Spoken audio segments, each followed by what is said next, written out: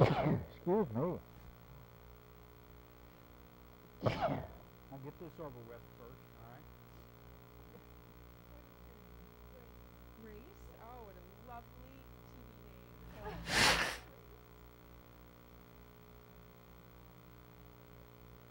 What? Is there another mic open somewhere?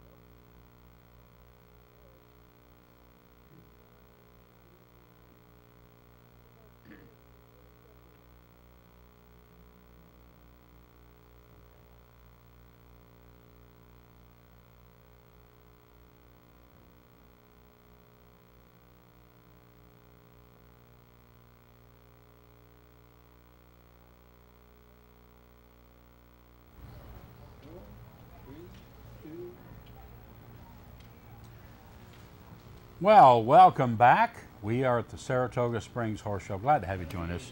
I'm Wayne Williams. I co-host along with my beautiful co-host Susan. Thank you. Susan I'm Kayne. Susan Kayne. Thank you for taking time to join us. And we have a lovely young guest in the studio. Yes, we do. And just before we talk to Grace, we just want to remind you it is the Saratoga Springs Horse Show. You will see moving across your screen either a way to text a secure donation or a way to telephone. Now you can phone 518-306-5121 is what you see going across, or text Saratoga to 50155 and donate. Both are very secure ways to donate. We also have a kiosk in the exhibitor tent here on the grounds, and you can make a donation that way. They're all secure and they all go to a great cause. All these charities supported by the Capital Fund that runs the Saratoga Springs Horse Show. Shall we talk to our guest? Yes, indeed. Introduce yourself. I am Grace Amerling from the Ethel Walker School in Simsbury, Connecticut. But I live in Katona, New York, full time. I was showing in the Limit Act today, and I was champion. Champion? Yes. Champion. Great. Yes, Congratulations. thank you. Well done. When I saw you earlier this morning, I said, come back after your class, tell us how you did. I had no idea you were going to come back the champion. The champion. That's great. That's Yep. great. Yep. Yeah. Yep. Pretty good rides. I just got a new horse about 2 weeks ago, and he's a 6-year-old from Europe, and so he was just a star today. Really stepped it up. 6 is young in the show Yep, ring. yep. How was his Yeah, attitude? and he has a behavior? great attitude. Great attitude. I couldn't ask for a better horse. How long have you two been together? 2 weeks. Oh my Yeah. goodness. Yep. Well, that's a major accomplishment in 2 weeks. Yeah, I just went down to Wellington over the winter, and for that I got a horse who was also really young, and he just got hurt, so I got to get a new one. Got to keep going, Yep. right? Got to keep going. So, how did you get a horse from Europe? I mean, what was the trial process? We didn't actually go to Europe, but he was just off the plane from Europe about maybe like a month before I got him. But we had tried him once before, and he was very European. It was like a day after he got off the plane, and I tried him again. He was a lot better. So.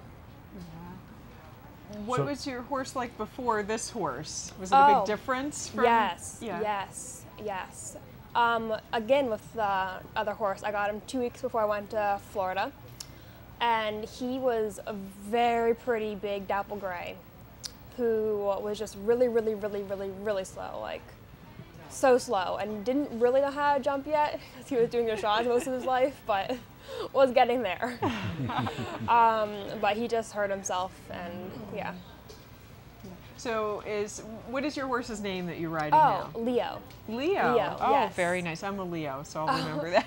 I'll remember that name. Well, August birthday, Leo. That's true. Us Leos have to stick together. Yeah. So It's in the stars, right? Yeah. That's right. Is Leo a very different ride from your dapple gray horse? Was it an adjustment period for you? Yes, he is a very different ride. He's very powerful, and he's very heavy and pretty difficult to ride. And so I was just proud of getting around the course. So. What were some of the things that you had to think about to make successful adjustments? With him, I have to keep my position really well and just continue to come back to my position, because after the jump he gets a little strung out, and that's his big problem. He gets strung out and he doesn't come back in. So I just had to keep on bringing him back and bringing him back. But other than that, he was just really great. Yeah. Take us through your round today that Okay. So wound up being your championship Yes, ride. we want to hear about it. So I went in. What was my first course? I went to the first jump was a quarter line, and that was good. And then I pretty much had a really successful course. It was really great. Just got all my distances, kept my pace. Really, he came back to me after the jumps, which is really great because in here there's not a lot of time after the jump to get him back, and so that was great. And he was just a star, and I got all my distances, which has been a problem for me with him, this horse. Kept my position. He jumps really cute too, so it helps. So being that he tends to string out a little bit after the jump, did you find like you jumped and you had to bring him together? Did you have to be conscious to like shorten his stride a little bit to the second fence in the line so you didn't end up underneath it? Yes. And actually yesterday I got a 4 in one of the 5s because you're going way too strung out, but oh goodness. Fixed our mistake and just went in a little bit slower and kept us. You know what's been neat? Watching on the monitor here, which behind you while you were discussing your jumps, the horses were jumping, and it was right between like you and the plant. It was just absolutely framed perfectly. It was neat. Wayne, are you using that as an excuse to look at yourself in the monitor again? Yeah. Well, I don't carry around a makeup mirror, so I can primp. I have that's to do when it I'm live. off camera. I have to primp live on the screen. Okay, back to our guest, back to our Grace. guest. Okay. Grace, rider of Leo, champion in the limit equitation today. How big is Leo? How tall? He's about 17.1. Wow. Yeah. I'm a tall girl, so I need a tall horse. And what are your plans for the summer with Leo? We're gonna be doing some summer shows, Lake Placid, Saugerties, Vermont, and then CHA finals. And then back to school. Hopefully do Wellington next winter. Does Leo stay with you at the school? Yes. And then when I go back home for the summer, he'll come with me. Yeah. And because the Walker Ryan's fillies are just out of this world, like. And your coach, is it Hillary Reinheimer? Yeah, Hillary Reinheimer. Oh my gosh. She's great. What an awesome coach. Yeah. What is it like to ride with Hillary? She's great. You know, it's nice to have a coach that you can really trust and really trust their judgment and like really listen and do well. So she's great. So I read a statistic about Hillary that as a junior, she was in the top 20 of the Medal and Maclay finals for 5 consecutive years. Yeah. That is an awesome achievement. Yeah, and you know, she didn't have like a really nice fancy horse either. So that's really impressive. Does that like really get the kids excited that like, wow, this is my teacher? We also have like a big respect for Hillary. Yeah. What are some of the things that you've learned from her that have made a difference in your riding? Oh, so many things. And like I'll hear her voice like saying like a certain thing. Really like we have 2 trainers at my school who are just both great. And I'm trained by both of them. And Hillary really helped me in Florida with my horse, and she's one of the riders that she can just ride any horse, and doesn't really have a problem with any horse. So she helps me ride my horse and fit to my horse, and really tune myself to my horse. Yeah. Do you have more classes at this show? Actually, I'm going back for the SATs today, which really sucks. So this was my first show after Wellington, just to see how this horse is, to get my feet back on the ground, and it's been great. Will you be showing next week here? No, I won't. We usually do like 1 week each show, sometimes 2. Yeah. And then later on this year, I'll be going to Saugerties in about 2 weeks, showing there. Nice. Luckily, no SATs. So have you graduated from limit equitation yet? In the middle. Yeah? Yeah. Good. In the middle. You're sure off to a swell start with Leo. Yep. Yeah. Well, and coming out of here championly, that's commendable too. Yeah. That is a great start. Yeah. So. When did you start riding and getting involved with horses? Probably when I was like 4. Yeah, I was part of a country club that had a equestrian program, and I just haven't stopped since. Did you come from a horsey family? No, actually, not at all. My whole family plays tennis. So what was it like when you were like, I want to ride?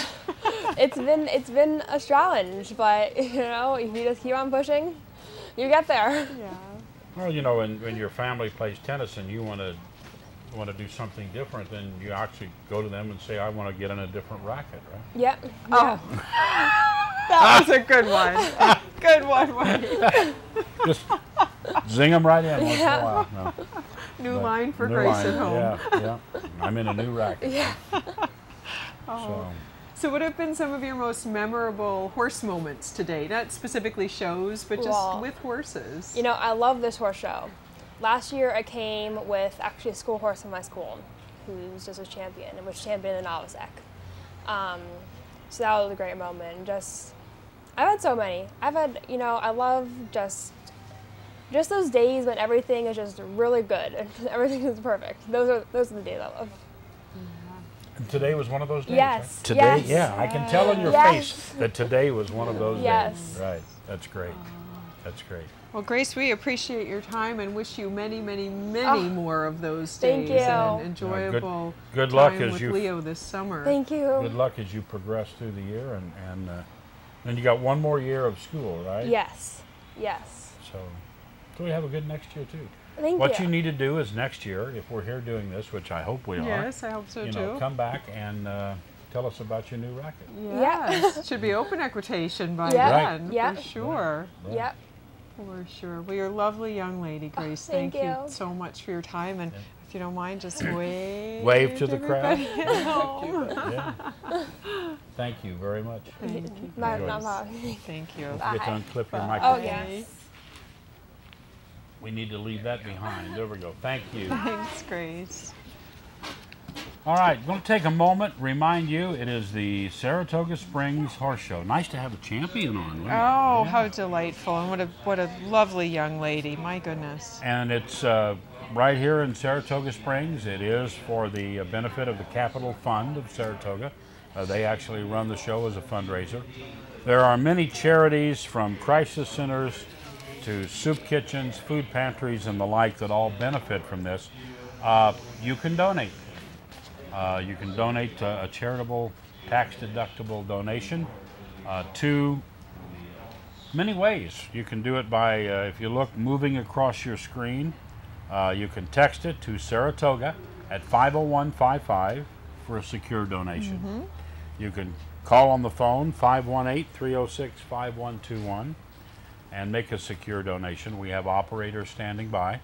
And you can go to the I thought you were making a donation. No, you can go text. to That's texting. the text. You can go to the kiosk, which is right here on the grounds in the exhibitor tent, and you can make a secure donation that way. Yes.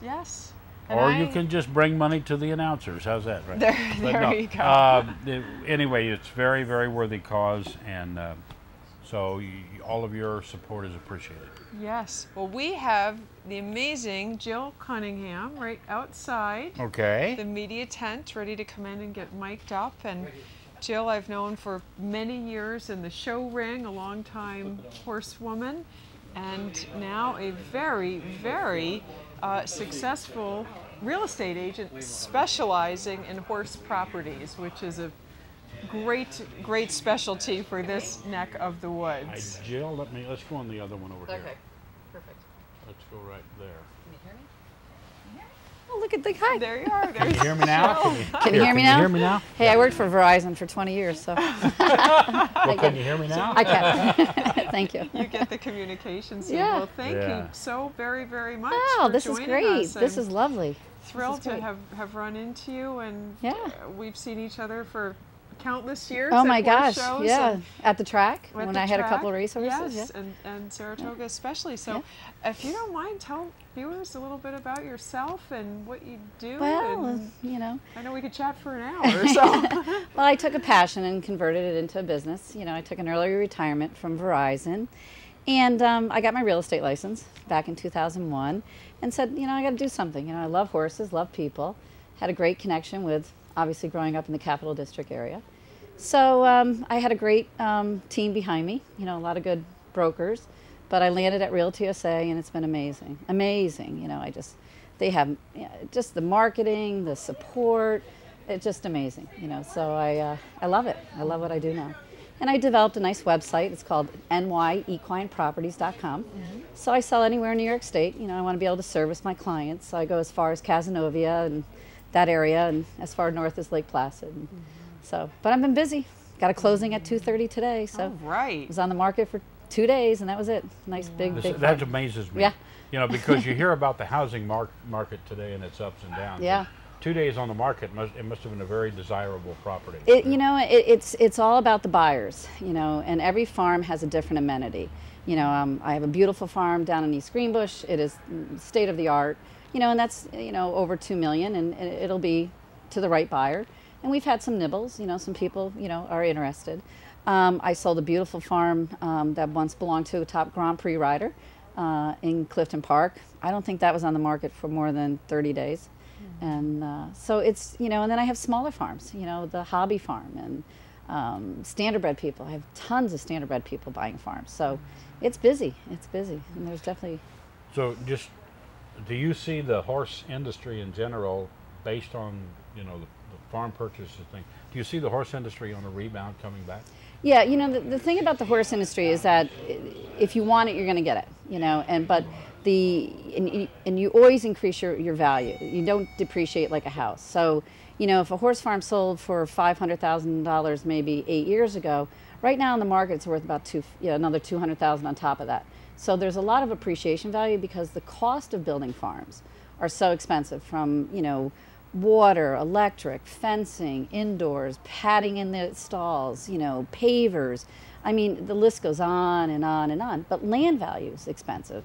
So, you know, it's definitely, you know, a great investment because they're not going to lose money. And there's always going to be someone coming in behind them. So, and the rates are good. You know, they're giving out those jumbo loans again. So, yay, amen.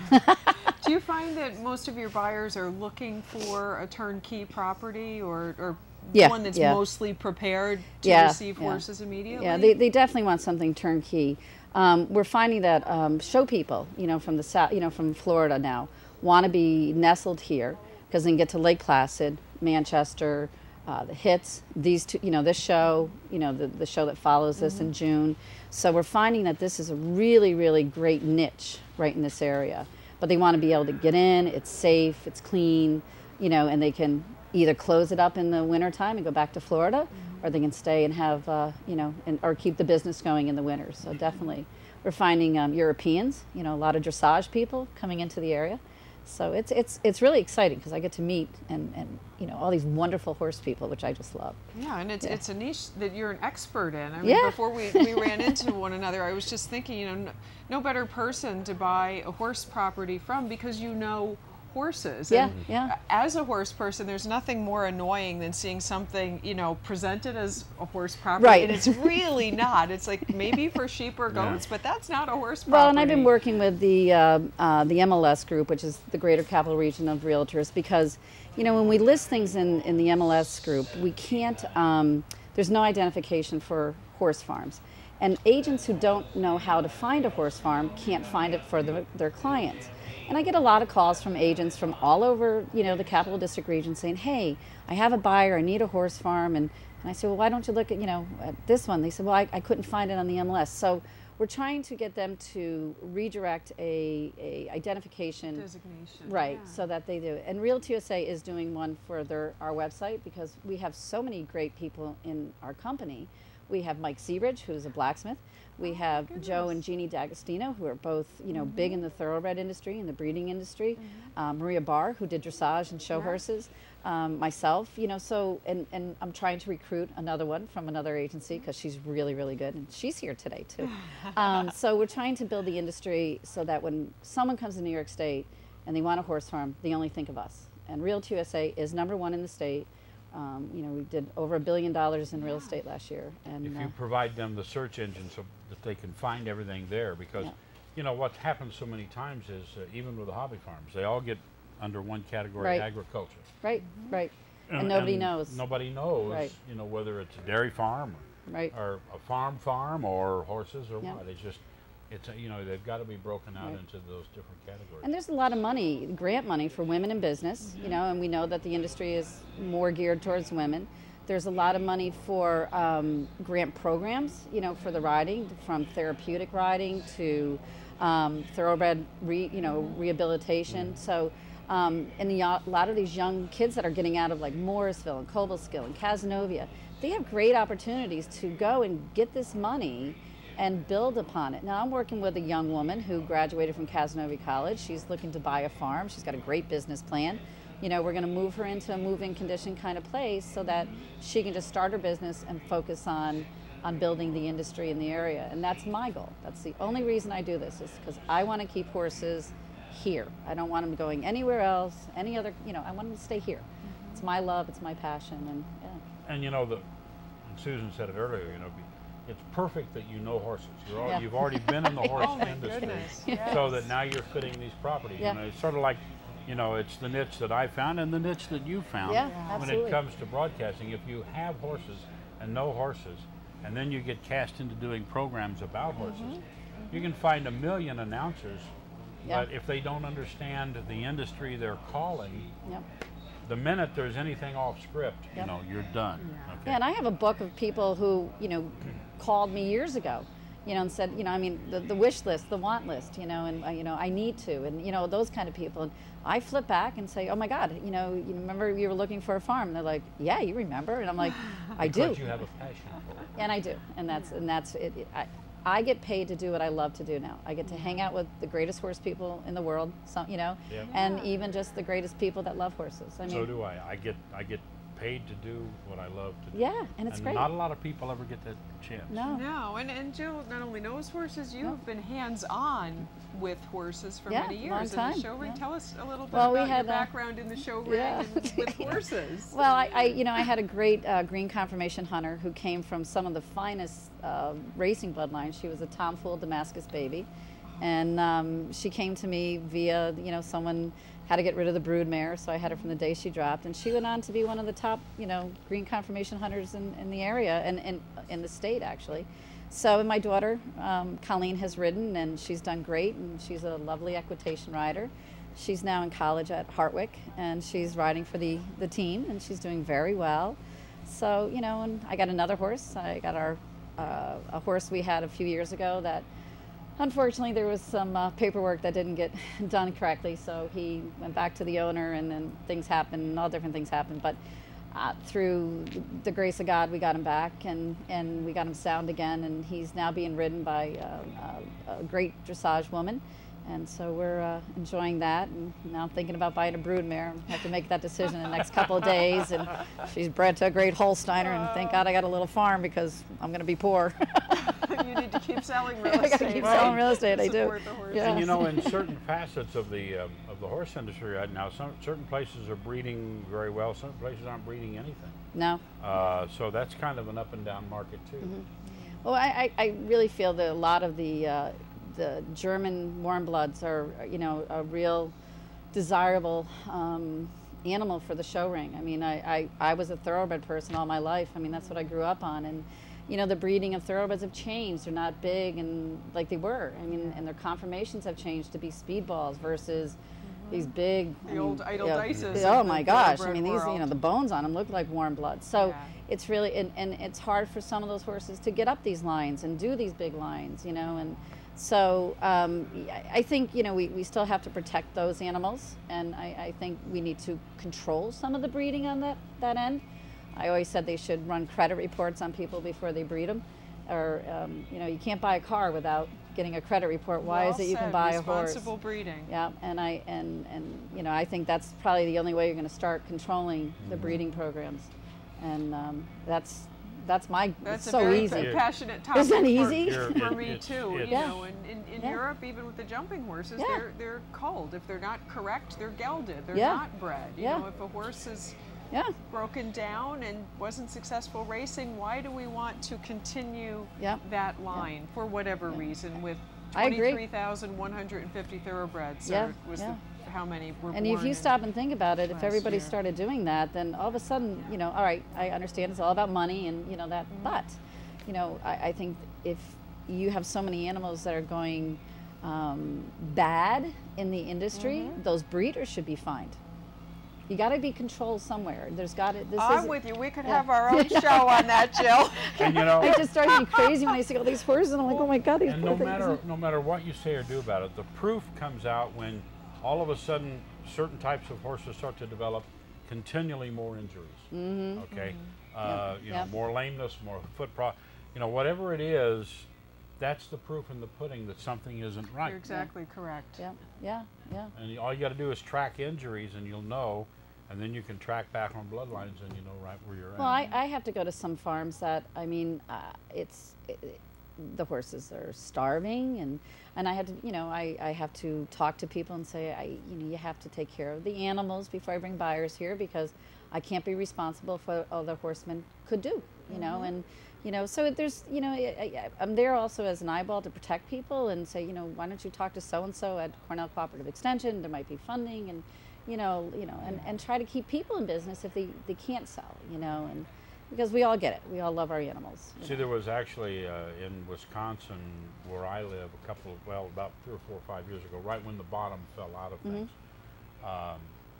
The problem was people who could no longer afford their horses, they had one or two just backyard horses that Right. couldn't afford them, would try to go to a rescue. The rescues were all full, so they would turn them down. So then they would go out and just turn them loose on the street. When the police or the authorities would pick them up, when they take them to a rescue, the rescue by law has to take them. That's right. That's See? right. So the people knew this, Right. so they would go down and literally almost turn them loose in front of the police station. They didn't want them hurt. Right. They needed them taken care of, Yeah. and that's the only way they could make that happen.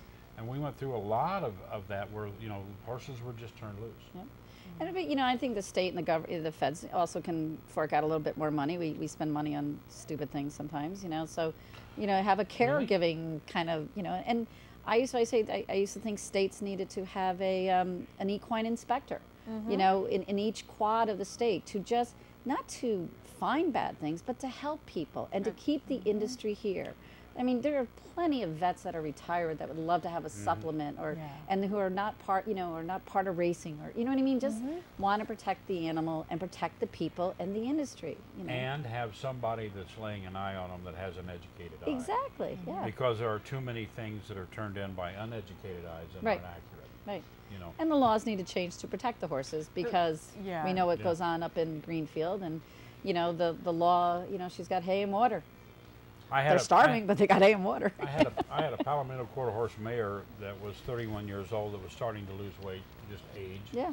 And I was right at the verge of putting her down, you know, and somebody came by and literally stopped and says, "What's the matter with that horse?"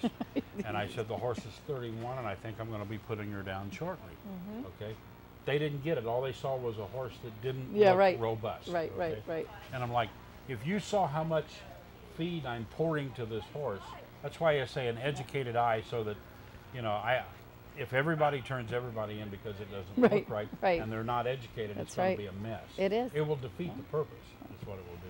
So, but Well, it's yeah, and toward that end, you're probably familiar with Littlebrook Farm Yep. in Chatham. Yep. On May 22nd, they are actually having a one-day clinic for law enforcement, sponsored by the New Okay. York State Humane Association. Yep. Simply so police officers in the field can identify a horse Right. that doesn't look Right. healthy, the body condition Right. score, Right. because so much of it is a lack of education. Yep. And Right. Yep. New York State, more than any other state in my opinion, is right now as a window of opportunity to be yeah. a leader Yeah, absolutely. in responsible breeding, Yep.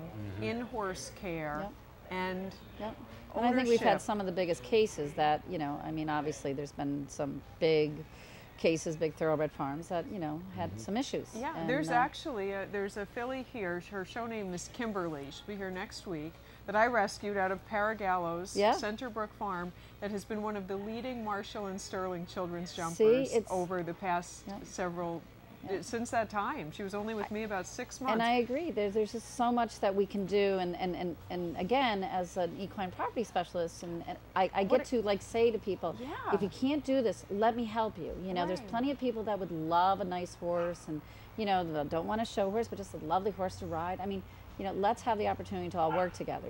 But I'm lucky with that. Most of every farm I go to and I represent have great knowledge and great respect for the horses, and that's a pleasure to be around. I mean, Right. I mean, I think you saw on my Facebook, I posted the other day, I was waiting for a buyer to come on, and I'm like, oh my God, I love my job. I get to hang out with horses all day long. I mean, how hard is this? I have to sit here in this barn all afternoon waiting on this guy. This Yeah, is and isn't they this don't talk terrible? back to you. Yeah. They just look for me for cookies. And but it's really it's such a unique position, and New York is really lucky to Yeah. have you Well, thank you. because an agent that doesn't know horses walking into that situation is not in a position to help someone or educate them or guide them to a resource you're right. that could make a difference for good. Well, Real TSA, I got to tell you, they're just amazing.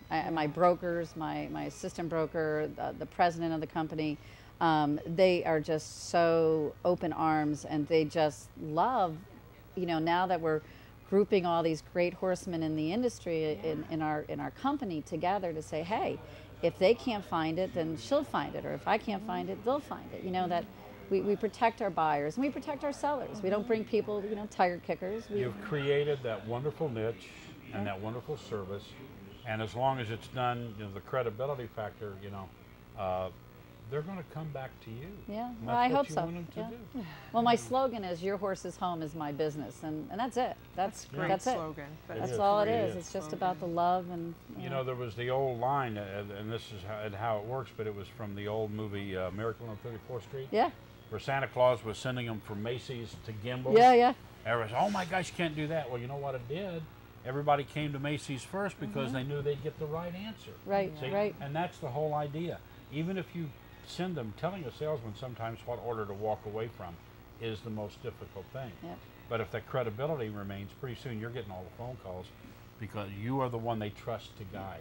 Well, I have people call me and say, "Well, why didn't you bring a buyer by?" And I said, "Because I'm too busy selling my clients' farms. I have to.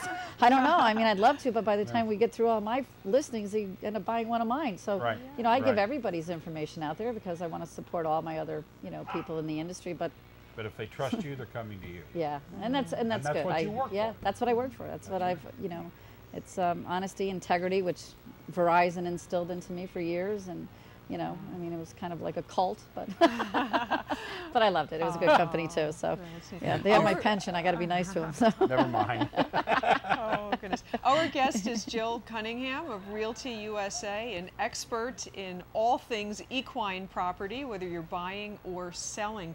Jill, are you seeing any micro trends in who's selling and who's buying? Like, is it families maybe whose kids aren't interested, and then you have younger buyers coming Well, it's funny. in? After this winter, a lot of people in their 50s and 60s are like, "We're done. We're going south." And then I said, "Well, it's a good time because all the kids coming out of college or have been out of college who have now got enough experience, and those are the ones, yeah. But and the commercial ones are bigger.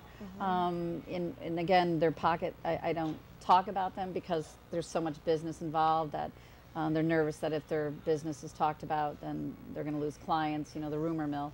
So, you know, unless there's someone really, you know, focused on that. And like the closing I have today, I mean, 2 days on the market, it was, you know, a buyer whose daughter, you know, is a young woman who is a professional, and the seller, and I had to get permission for everybody to talk, and you know, and it worked out. Yeah. So I was like, who would have known? You know? So I hope to keep doing it. Yeah. It's sort of like the TV commercial that runs now, where this guy's looking for a starter home, these people are looking to move to a bigger home with kids, and the older folks are saying we're ready to retire, and everybody just rotates. But that's basically what you're talking about. The weather had a lot to do with it. There's a lot of people. There's a lot of people in our age really category, my age category anyway, in Wisconsin this year, that have said, "This is it." That was it. This was the nail in the coffin. You know, one guy's already done it. He's already in North Carolina. It didn't take him 2 months to get. There's a lot of change. I know that we're looking to. I'm working with a developer out of the Carolinas who wants to do an equine property community where there's hunt fields and dressage fields and an indoor, and we're just trying to find the right location, right price, you know, laws of so many houses near each other without, you know, public water and sewer, and so that would be great, because I always said, you know, if someone built townhouses where I could just throw the keys on the counter and walk out the back door and go ride, it'd be ideal. Have you ever been to Norco, California? No. Look it up. Okay. So a lot of change is coming this way. Well, it's interesting that you should say that about the community property. I had a small horse farm in Greenville that I lived on for a while, and we had a cottage that we rented, and it was rented at a very high price for that area. That cottage, because it looked over the pastures, I could have rented 10 times over if they were around the property. Not horse people, but people that really enjoyed looking at the horses, seeing them, and now I'm in that category, unlike the townhouse where I can it's be just a like part of the community. like living near a golf course, you know. So I mean, it can be done. This guy is the #1 developer throughout the United States, and he works with all the big, like, Toll Brothers, and he builds these equestrian communities. He's got a very big one down in Aiken, and it's an honor to work for him, because he comes to me and says, you know, I trust you, you get it, you're getting it, you know. But land is getting scooped up so quickly around here, and I keep saying, gotta move. you know, you can't hesitate. You gotta buy. Or you're gonna wind up with a location you don't want. You're gonna be too far out of. Because we get people that come here for the summer and have show horses, and they might own race horses, and they have nowhere to really put their really nice show horses. They're nervous about going into another barn, and you know, and trainers and their wives that have show horses. I mean, so this kind of opportunity is great for people who are doing that, and so I'm like, let's go, come on, let's get this started. Do you envision that happening in New York? Yes, I do. I know that it's happening in another area I work in, so oh, that's exciting. That's all right, don't say too much. Put really quiet. me on that list. That's a good list. You'll like that one. I'll tell you that later. That's exciting. Yeah, so and it just makes it more affordable. Everyone's time and money is being, you know, pulled at by so many things that if you can find a way to afford your horses and fit them into your schedule, why not? It's a no-brainer. And it's not only that, it's the fact that if you're in a community where you're all horse people, okay, then if you go here, you go there, and you have responsibilities at the barn, there's always somebody to cover. Right. And nobody's going to complain about certain things that will be associated with horses in the area, because you're all in the same game. Well, we do have one, the Saratoga farm, which John Witt is the custom builder over there, and that used to be the old Manhasset farms. I think the Peyton family used to own it. So we have the farm listed. There's 20 stalls. It has the old barn, and then it has a newer barn that was probably built in like the 70s or 80s, and then 8 acres. But right behind it is another, I think, 3 or 4 acre building lot, and then across from that is another building lot that's fenced in. But if you were to buy the lot behind you and have John Witt build you a house, and then you bought the farm in front, and you could put a little indoor up, and you have 8 acres of front pasture, which you could do cross country, dressage, that thing, you would have a really nice mini estate as a private individual, and you're like 3.5 miles, I think it is, to the track. It's a no-brainer. I mean, it's a no-brainer. The farm's listed at $799. Are you kidding me?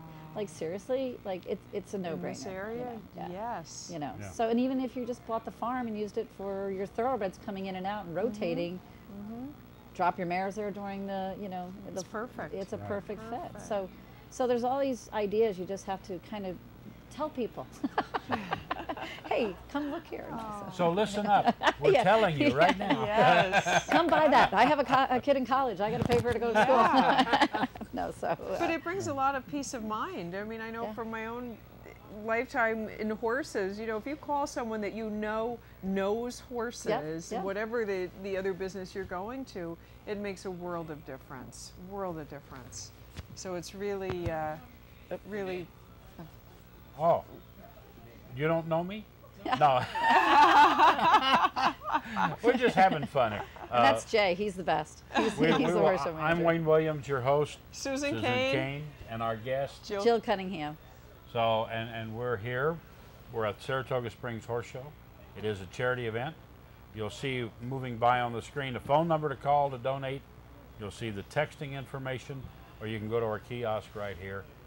Please donate. It's for a great cause. Capital Fund runs the show and donates to all the charities that we're going to tell you about in a bit. And Go I've ahead, been, Jill. and well, I've been part of this horse show, God, for 30 years. I was on the committee when it was St. Clement's for 20, and I still help out and send people to Peggy Lynch, who's phenomenal.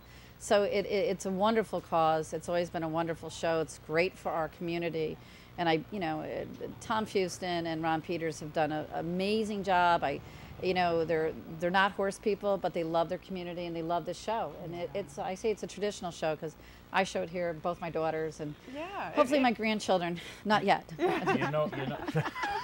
No kids yet, girls. Oh, But see, what you just said is amazing because so many people have been by just in the last 3 or 4 days here, and they've all said, I volunteered since, well, my dad volunteered, or Oh my gosh, or whatever, yeah. and now I'm volunteering, and my kids are going to do it, and so the traditions of this event just It's 55 years now. Oh, absolutely. Just carry right on.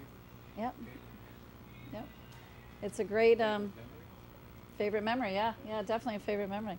People, come back and they love the mac and cheese and goulash. So it's the original. That's what we had the chef in here, and I asked that because when I was Yeah. little, I remember the goulash was a signature signature dish up here, and talk about memories. I've been around the grounds, and I've had so many people say, I knew you when you were Isn't it amazing? this Yeah. high, and this horse show to me is in Oh. my showing world as iconic as the Saratoga race meet is Yeah, to racing. it It's like is. I could not imagine Yep. the first 2 Well, yeah, weeks of remember- May without it. Even the years I haven't been here, I'm like, it has Who to started? go I mean, on. who had like show careers that started here? Anthony D'Ambrosia, Yes, Mrs. Peel, McLean Ward. You look back at all these Olympians Yeah. that have showed here. Albany in Albany, the 1983 famous, yeah, won the Jumper yeah, Cup, and Neil he went Shapiro's to the horse, Olympics. Yeah. Yeah, nobody ever did an article about that horse. What an amazing! And he was at the Killers. I think they found him at the it's an Unadilla, incredible. and It's an incredible story. it's a love story. It's like so Yeah. it's an honor. I read something about this. Somebody did do something about that. I'm trying Yeah.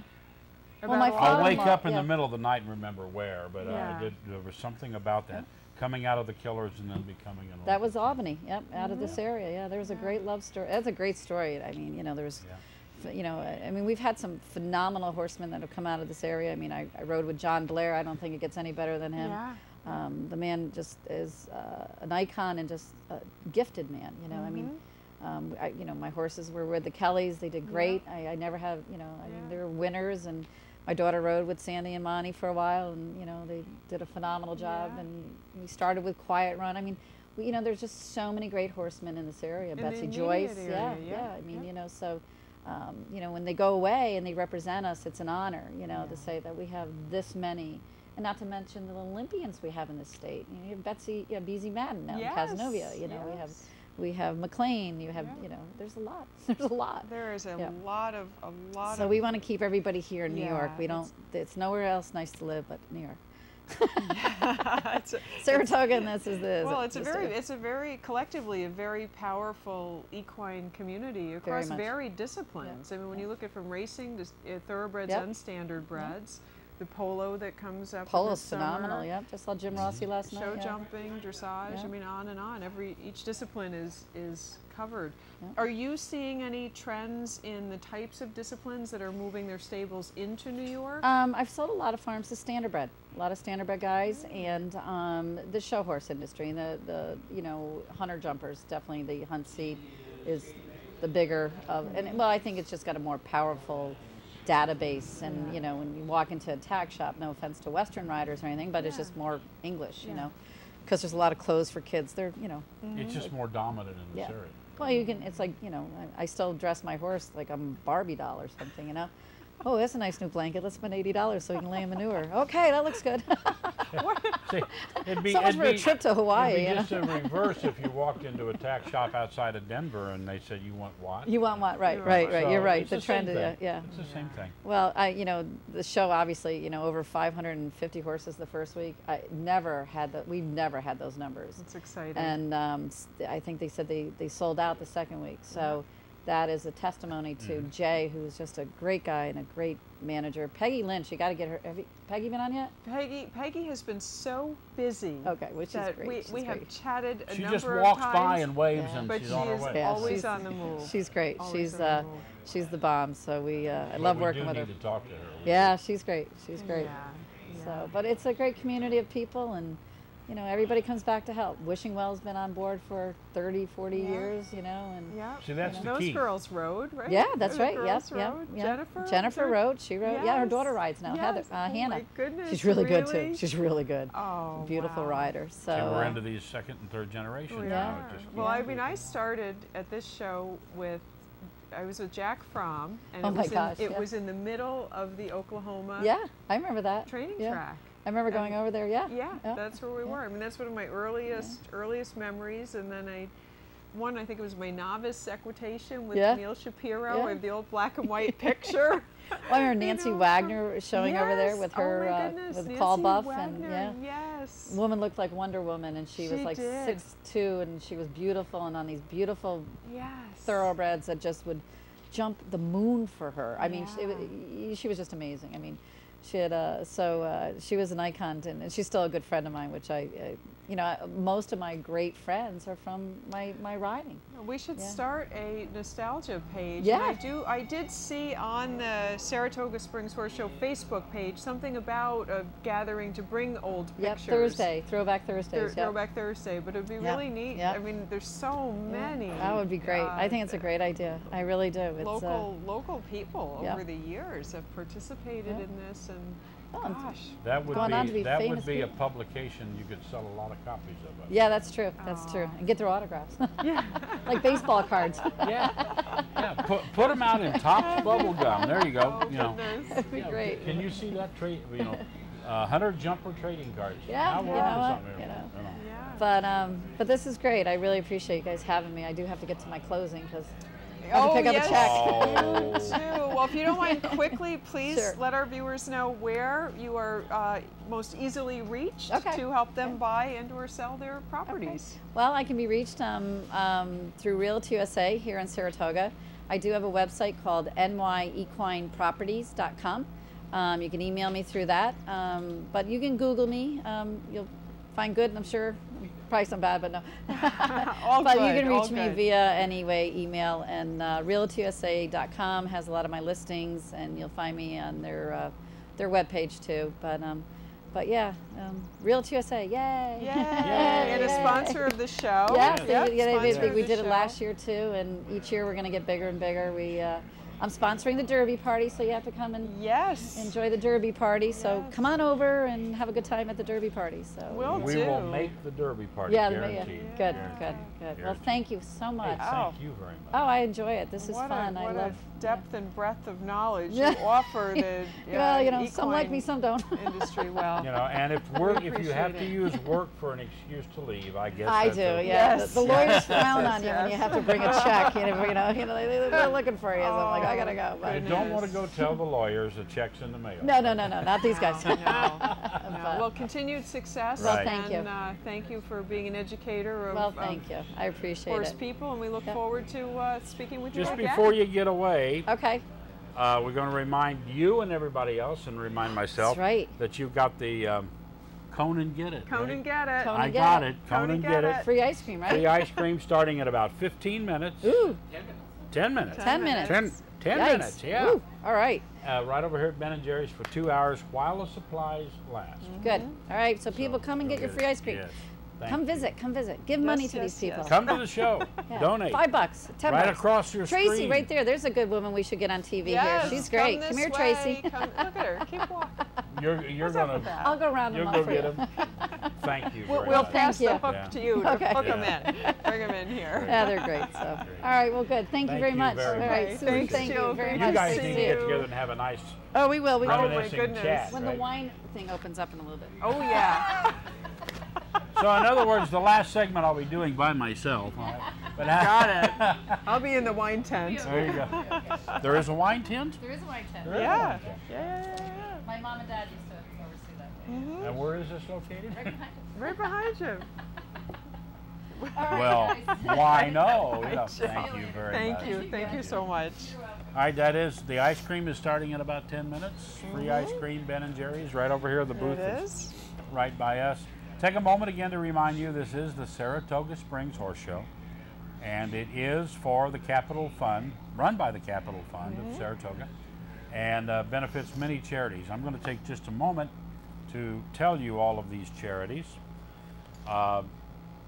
Benefits go to the Domestic Violence and Rape Crisis Service of Saratoga County, Shelters of Saratoga, Cornell Cooperative Extension, 4-H Youth Development, Backstretch Employees Service Team, Saratoga Springs EOC Soup Kitchen, St. Clement's Grade School of Saratoga Springs, Mary's Haven, Franklin Community Center, Gateway House of Peace, Saratoga Center for the Family, St. Clement's Outreach, Jake's Help from Heaven, Rebuilding Together Saratoga, Captain's Youth and Family Services, Unlimited Potential, the Salvation Army of Saratoga Springs, and 18 different food pantries in Saratoga County. All benefit from this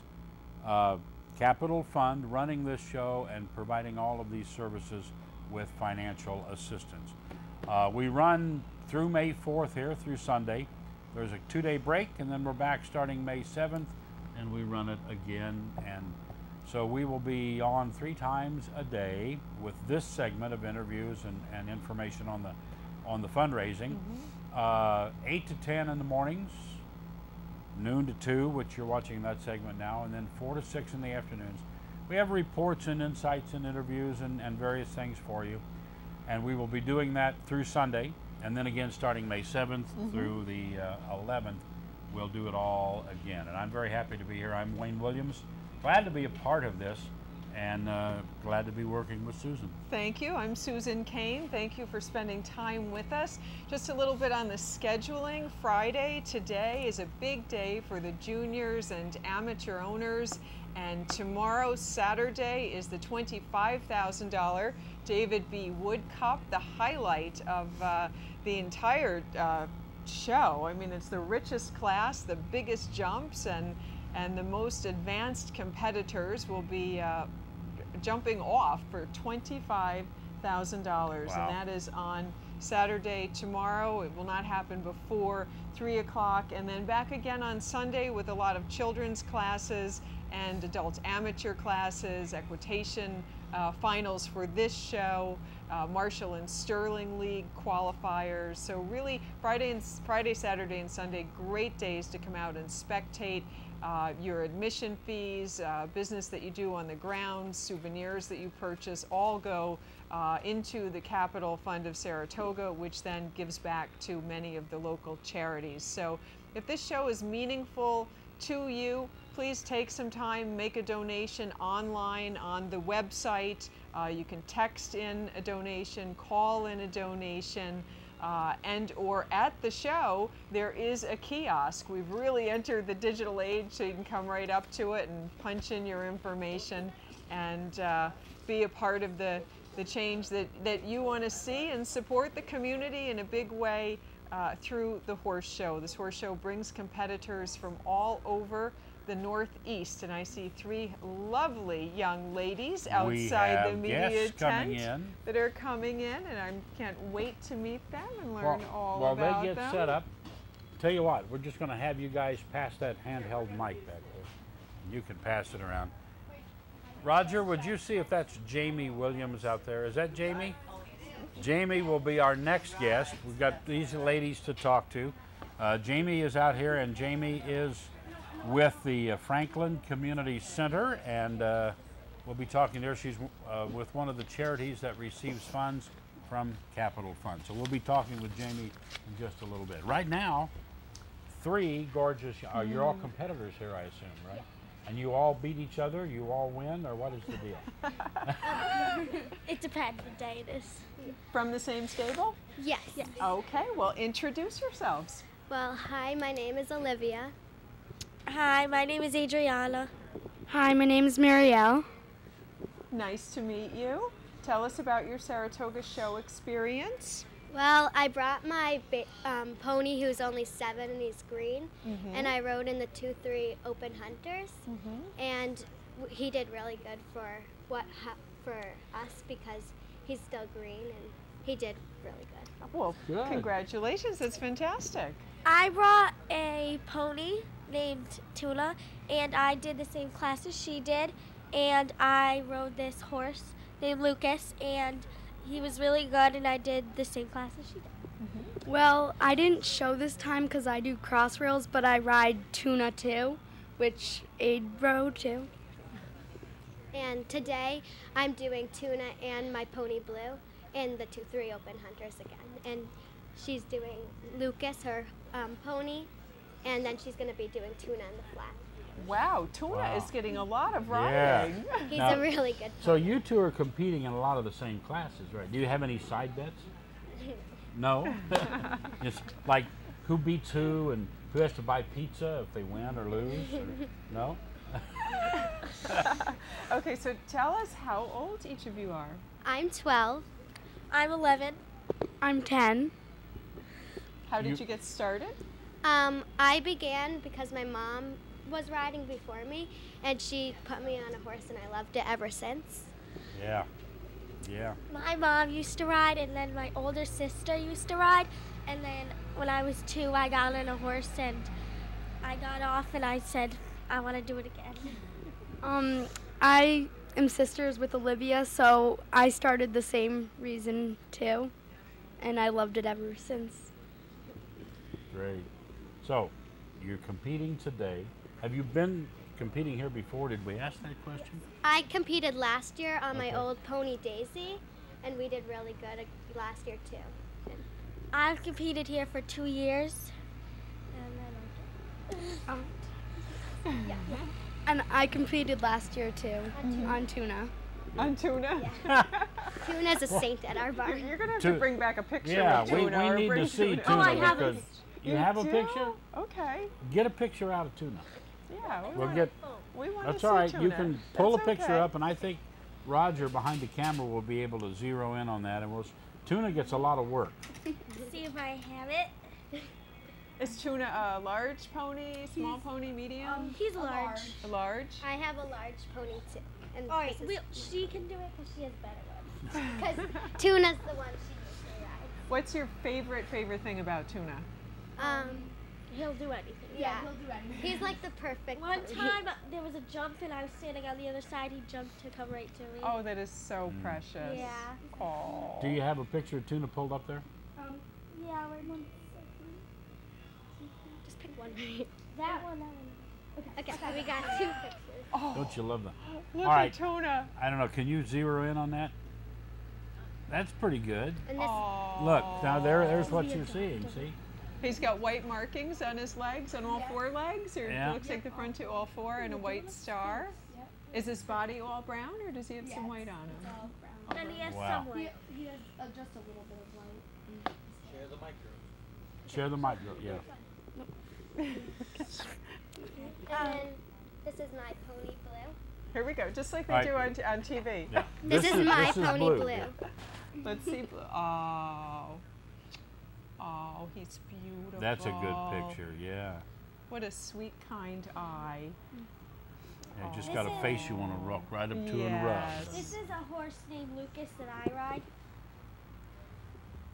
Yeah, I won Let's see first. Lucas. I won Oh. first place last show at Skidmore. It's a little farther away from here, and that's him. And he's Very a nice. full-sized horse, not a pony. Yeah. Very impressive. Yeah. Wow. Good. I look like really tiny. So share with us some of your favorite moments with horses. All right. Okay, you can start. Okay, so my favorite moment was one of the I was riding at this horse show named Stockade, and it was before Hurricane Sandy or Hurricane Irene, I forget, and it started to pour and it was getting really windy, and my pony was old pony Daisy was kind of like a bad pony sometimes, and she would spook a little easily. And what we did was we were coming to our last line in cross rails, and plastic bags started flying into the ring, and then I jumped into my first jump, and I was like, oh no, I'm done. And then I passed the tent, and the tent flipped over, but I finished the line, and I got first place and champion for the day, and I was really excited, and I was just happy that I didn't fall off. Oh my goodness. Yeah. How did you keep your concentration with all that going on Yeah. around you? I was just thinking that hopefully I'll make it through the line. But my pony was really good that day, and I was Yeah. really excited. Great. Wow. Great. My best moment was probably the first time I ever had a show with Lucas. It was the first time I've ever done one with him, and we were going around the ring, and he was perfect, and we just knew that we would have got champion. And then I found out that I was champion, and just ever since we've been a perfect couple together. Oh, that's so exciting. So in other words, you were kind of surprised that you got champion, right? This is my first. Yeah, that's a nice, pleasant surprise. My favorite moment was probably over the summer at Hits when I won champion with Tuna, and he was just so perfect. Wow, Hits is a big show to Yeah. be champion at. Congratulations. And there was What Tuna what again, an right? achievement. It's no wonder Tuna is everybody's Right. favorite. Right. Wow. So what are your plans for the summer after the Saratoga Springs Horse Show? Well, I'm going to Forestdale Camp for 6 days, and it's the advanced riding camp there. And then I'm also going to a bunch of horse shows, and hopefully I'll do good there. Yeah. Well, our barn is kind of like a family. So, sometimes I stay up, because there's a house right at the barn. Sometimes I stay there on the summer nights and I ride in the morning. And I just like to go out in the morning and brush the horses and spend time with them. Probably for most of my summer too, I'll be at the barn taking care of Tuna and brushing him and riding him. Tuna's very popular. So Yes. girls, where is the barn? It's in Delancey, and it's called Hunter Way. Hunter Way. And who's your coach? My coach is Tracy Peterson. Peterson, sorry. Tracy Peterson. Very, very nice. It must be a delightful barn because you're all so happy and doing so well. Yeah. Wow. They are very bouncy, aren't they? Very bouncy and Yes. excited and oh happy. Oh my and- goodness. So do you have more classes today? Or what's yes. your schedule? We're both doing the 2-3 Open Hunter. You And are. we're doing it next week too. Oh, you are. Both Thursday and Friday. So if you have a chance after you've completed your next set of rounds or a few rounds, come back and visit us, and you can tell us about it, and if you have friends that are online that are not here, they can watch you live on the internet. on the web at SaratogaSpringsHorseShow.com, so you can let them know Right. we'll be on at such and such a time, and we'd love to talk to you some more. And see, I'll tell you how that's a lucky stroke to do that, because there was a girl that I asked this morning early, come back, she was showing today. I said, after you're done, come back. She came back and sat down, and she was champion, remember? Yes, yeah. She said, I got champion. Grace, right? Grace, was yeah, and I was- limit equitation Yeah. champion. And I was like, well, that must be a lucky omen that we asked you to come back. And she came back and she was champion. She says, I didn't know I was going to be champion, just like what you said. So maybe this will be a lucky omen. You'll get to come back and tell us that you were first and second. Well, I'm wearing my lucky socks You got your lucky All socks right, on? let's see your luck. Can we see your lucky socks? today. Yeah. Oh, there you go. Look at that. Look. Now I'm doing That'll do it. a little poll for the Cheshire House, and they want to know, out of these kind of socks, like which horsey print do girls like better? I like that. Yeah, I like that. This one? Yeah. Okay, so this one's the winner from the Cheshire Let's hold those House. up so we can show Yes. those to, here, I'll hold them up. They're a Cheshire House, and the girls like the blue one, right? This, The one with this the blue one, no, this one background. right here. Yeah. They like this one, okay. Which has the blue water, blue sky and water. And a reflection. Yeah, reflection. Yeah. Fancy, fancy socks. Well, good luck with those lucky socks. Thank you. And just wave goodbye to everybody, and when you get a chance, come back and see us again. Great. All right. Thank Good luck, you very girls. much. Good luck. Bye. Good luck. All right, we're going to bring Jamie Williams in here, and while Jamie's getting situated, we'll tell you it is the Saratoga Springs Horse Show. It is for charity, for a yes. good cause. Many organizations benefit from the Capital Fund of Saratoga County, and Jamie is with one of those that does benefit, and it's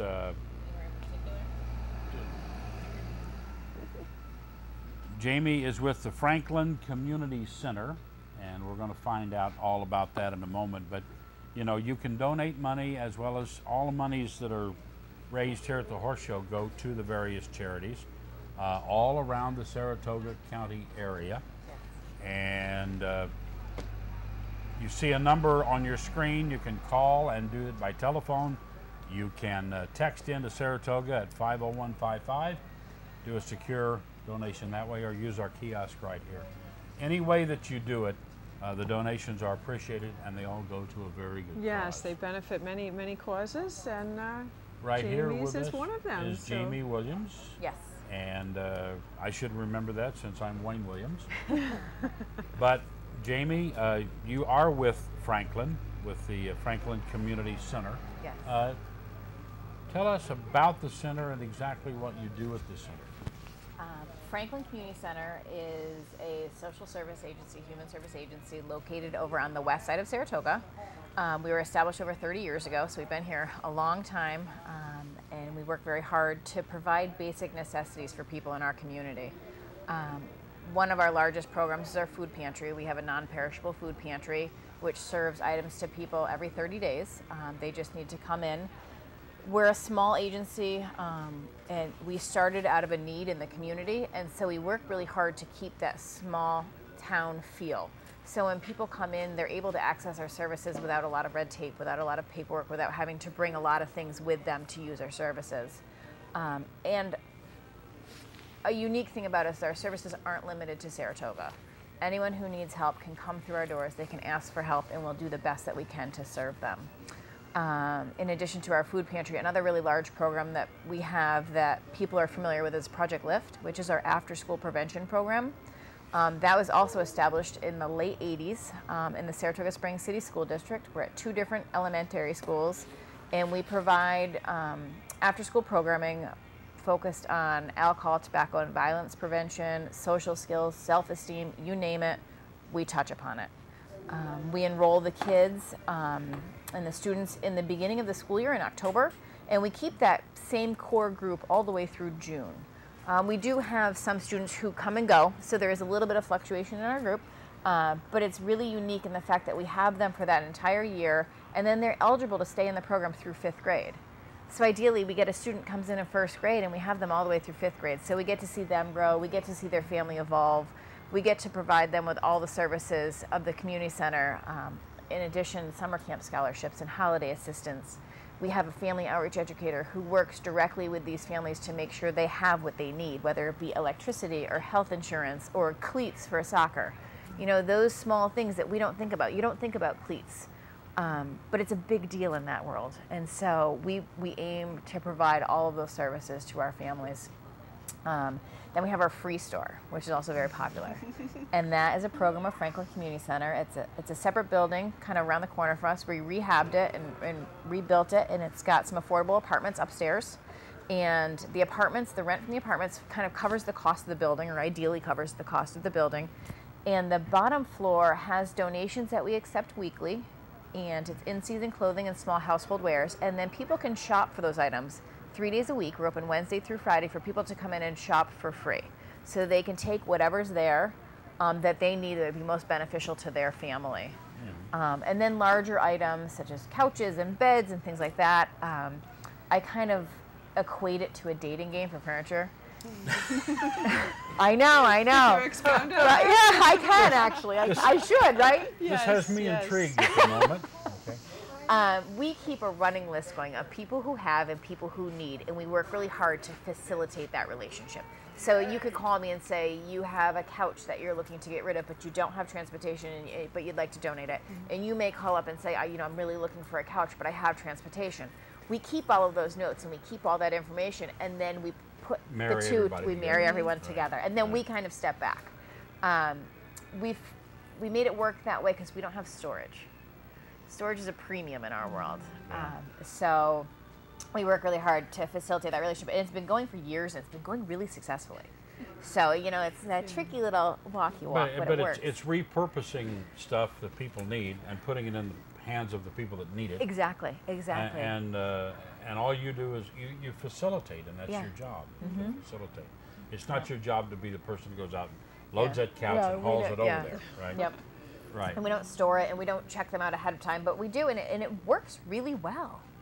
We don't have any complaints coming in, and we're making that match for people. And you see a lot of times it's people, baby furniture, and kids like twin beds for children and things like that. That's what we see a lot of, and it feels really good to be able to make that match. Right.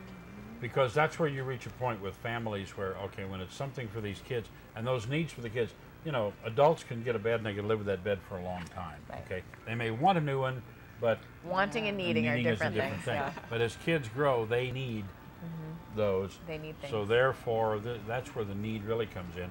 And quite obviously, that's the best thing you can do with the shelter is help those kids. Absolutely. I can see that one. Yes. Our biggest need right now is our food pantry.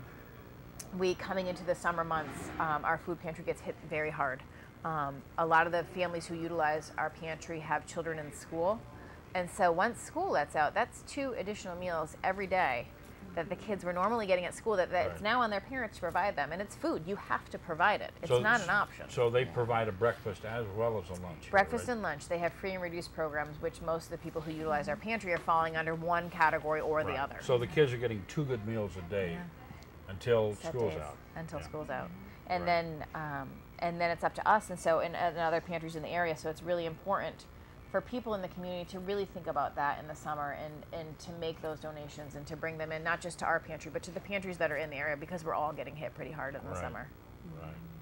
So you are one of those, not only is it the community center, but you're probably one of those that the food pantry falls under that same category of help from the capital fund. Oh, absolutely. The capital fund has come in a lot. We've met with Tom quite a bit.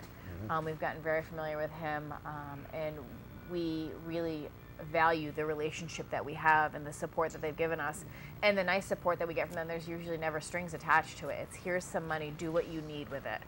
Let us see, you know where your need is, what we can do for you. Please do that. If you are running a successful pantry, if you're doing those things, for somebody above you to come in and say, here's money, but here's what you got to do with it, that becomes very tough. Eventually, nobody wins. Exactly. Right? Exactly. To say, you are the expert, you know what you need, here is the money, do it. Because our needs change frequently. By I mean, far one the day best. we may need cereal and be completely out, and then the next day we may have cereal and be out of sauce, or there's a lot more that goes into the pantry than just the food on the shelves in addition. So, but you are the ones that know what it takes to do it, so we're going to give you the support to do it, and that's great. Yes. It's great that they do that, no strings, because ultimately what the goal is just to help the people in the community that need the help. Exactly. So. Jamie, can you share with us some of your most touching success stories from your viewpoint? Oh God, yes, I can. Let me think for 1 second. I'm trying to think of some of my favorites. Do you want me to talk specifically with the pantry or with the center in general? Really, what's been most meaningful to you and why? all of our programs are very meaningful to me. Project Lift holds a really special place in my heart because when I started at the center over 10 years ago, I started as the family outreach educator for Project Lift. So I know a lot about it, and I know what it takes to make sure that those families are successful. And so we had a case this year, and it was a Project Lift participant had an older sister who has some disabilities, and she didn't have a bed, we found out. She wasn't sleeping on a bed, she was sleeping on a mattress, but she didn't have a bed. And you don't have to have a bed. It's not a necessity to have a bed, but you want a bed. I mean, and you want every child to grow up having that. And so, you know, we kind of threw around the office, where are we going to get her a bed? How are we going to get her a bed? What are we going to do? And then we went out and we actually put it on Facebook. And we had a longtime supporter of the center instantly call and say, I've got that bed. You just tell me how much I need to write that check for. That little girl should have her own bed. And within less than a week, this girl had a nice, like a headboard, a footboard, a mattress, a box spring. She had all those things. And when you think about a story like that, you're like, oh, it's just a bed, but the smile on her face and being able to provide her with that. Another really recent story, and it was out in the papers, is we had a man walk through our doors who was staying at the shelters of Saratoga. He had experience with carpentry. He had been a carpenter for years. Due to losing a layoff, what followed the layoff was eventually losing, their apartment.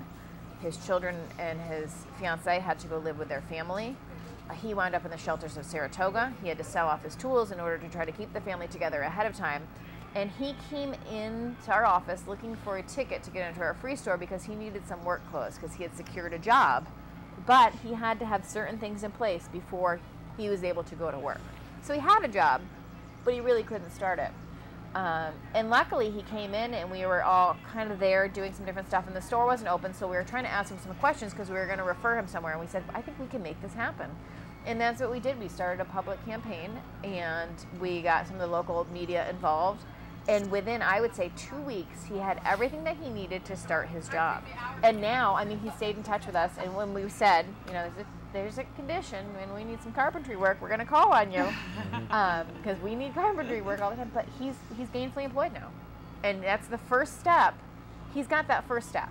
Oh, that's now tremendous. He's still working to get, save his money and do the apartment. But he's got that that foundation is built. Yeah, So. yeah, and some stories are touching, and I'm not going to mention any names, but there was a very, very poor community in South Dakota. And a reporter asked a little girl, and basically she was in school, but she had nothing. And it was coming up on Christmas, and he said, what do you want for Christmas? And she says, can I ask for 2 things? And he said, yes. She said, I want a present for my little brother and running water in our house. Yeah. And that's not the second statement you expected to hear. No. But, they didn't have any running water in the house. And it happens too often, and Right. and you don't see that. And I think a lot of what is kind of not an issue in Saratoga, but what happens in Saratoga is you see Broadway and you see the glitz and the glamour and the wealth, but you don't see what's behind it. Right. Right. And you always hear, oh, Saratoga, it's a very affluent community. And yes, there are very affluent people living in our community, but there is the other end of the spectrum that you are just not seeing. And and I don't know this, not being from Saratoga, I don't know this, but I know in other parts of the world it happens. Like in Wisconsin, there is Wisconsin Dells is a very, spectator type place, vacation spot in the summer. But many of the people who work in the Dells in the service jobs can't afford to live in the Dells. No. So they live out and commute because the wages paid aren't commensurate to live in the area where they work. And that happens in a lot of those communities that are in that hotspots in and those hotspot area. Okay, and I don't know if that is true here. Oh yes. Oh yeah, absolutely. But if I know the people that work in the service jobs here probably cannot live anywhere near the center of Saratoga. Yeah, it's becoming increasingly more expensive to live in Saratoga, and then with all of the restaurants and hotels and horse industries that we have here, it takes a lot of people to make that run. And those service workers, it's just unattainable for them. And then we do, of course, have migrant workers who come in, who follow the horses and come with the tracks.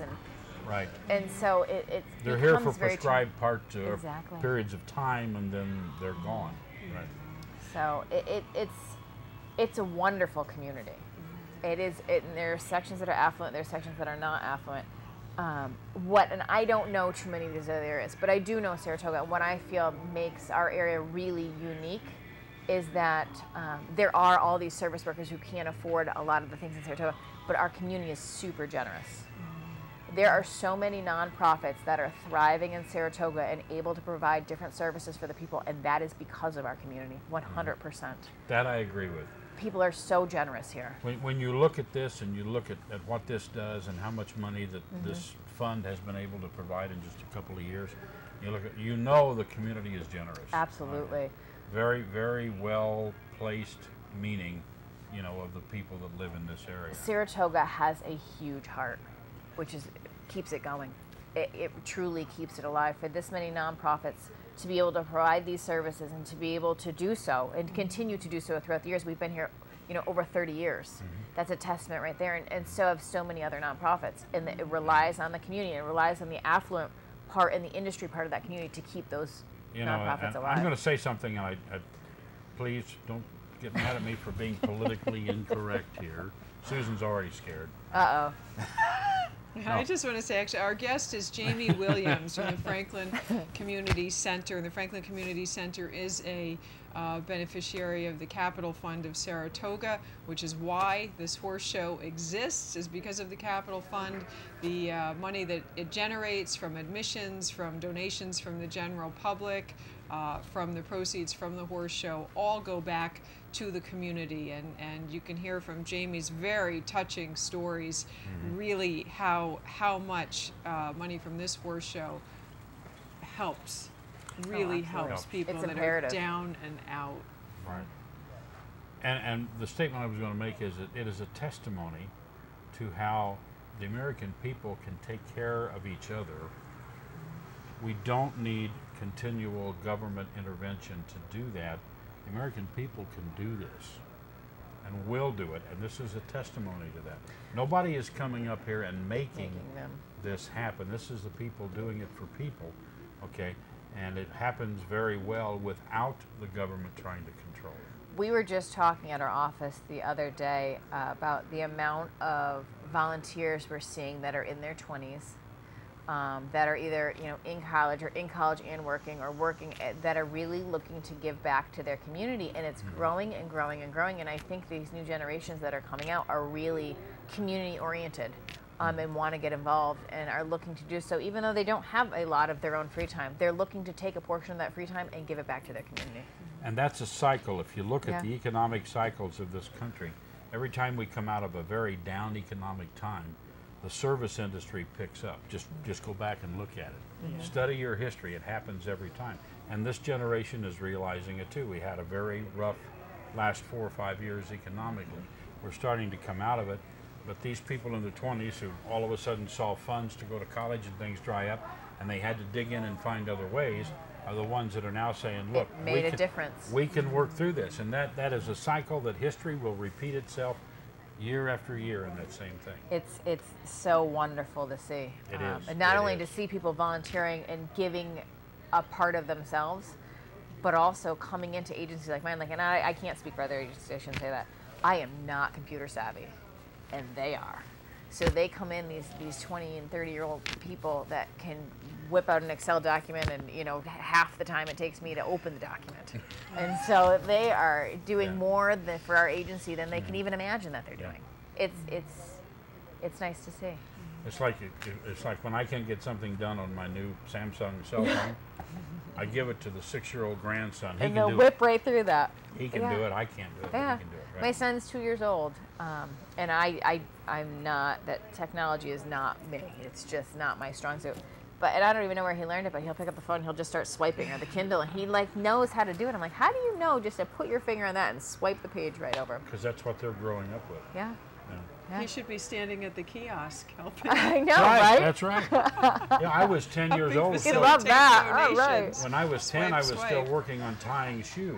Okay. I know. And but you know, it's just amazing what they do. Yeah. Well, we are certainly glad to have you join us. Well, I and, appreciate the opportunity. I really was looking forward to coming down here and seeing this and having nice a chance to meet talk you. with you. Yeah, it's very nice to meet you. Don't forget, and you can take part of this too. Ben and Jerry's is right back over here. You get a free ice cream cone between now and 3 o'clock. Cone and get it. Or while Cone supplies and get it. last. That's Cone and get it. fantastic. I Yeah. love that. I love that. Yeah. So you know, go tell them you need a couple of dozen. Take them back to the center. Save know, them for right? people. No, I'm just. But you know, go get yourself a free. You like Ben and Jerry's? Who doesn't like Ben and Jerry's? Well What is that? What kind of question is What that? kind of question is that, right? Yes. But no, what you're doing it's a wonderful project, and I'm very glad that the Capital Fund is supporting what you're doing and that you guys are And working together. we appreciate it, and we try to help the Capital Fund out any way we can. I know when they had the Horse Expo in the fall, myself and my executive director were there moving fences for them and doing whatever they needed to be done. We value and realize the importance of volunteers. Great. And I want to say hi to all the people back in your office who I think are watching you. Oh, they are. Oh, they are.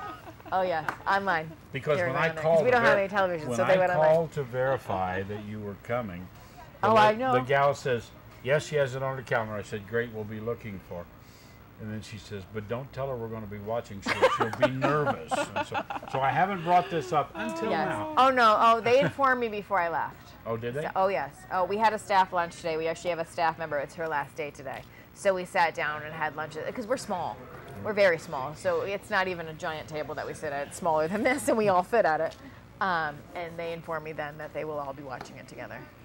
Yes. Hi, And if guys. it was later in the day, they were hoping it was going to be later so that they could be watching it at the after-school program with the children. Oh. So.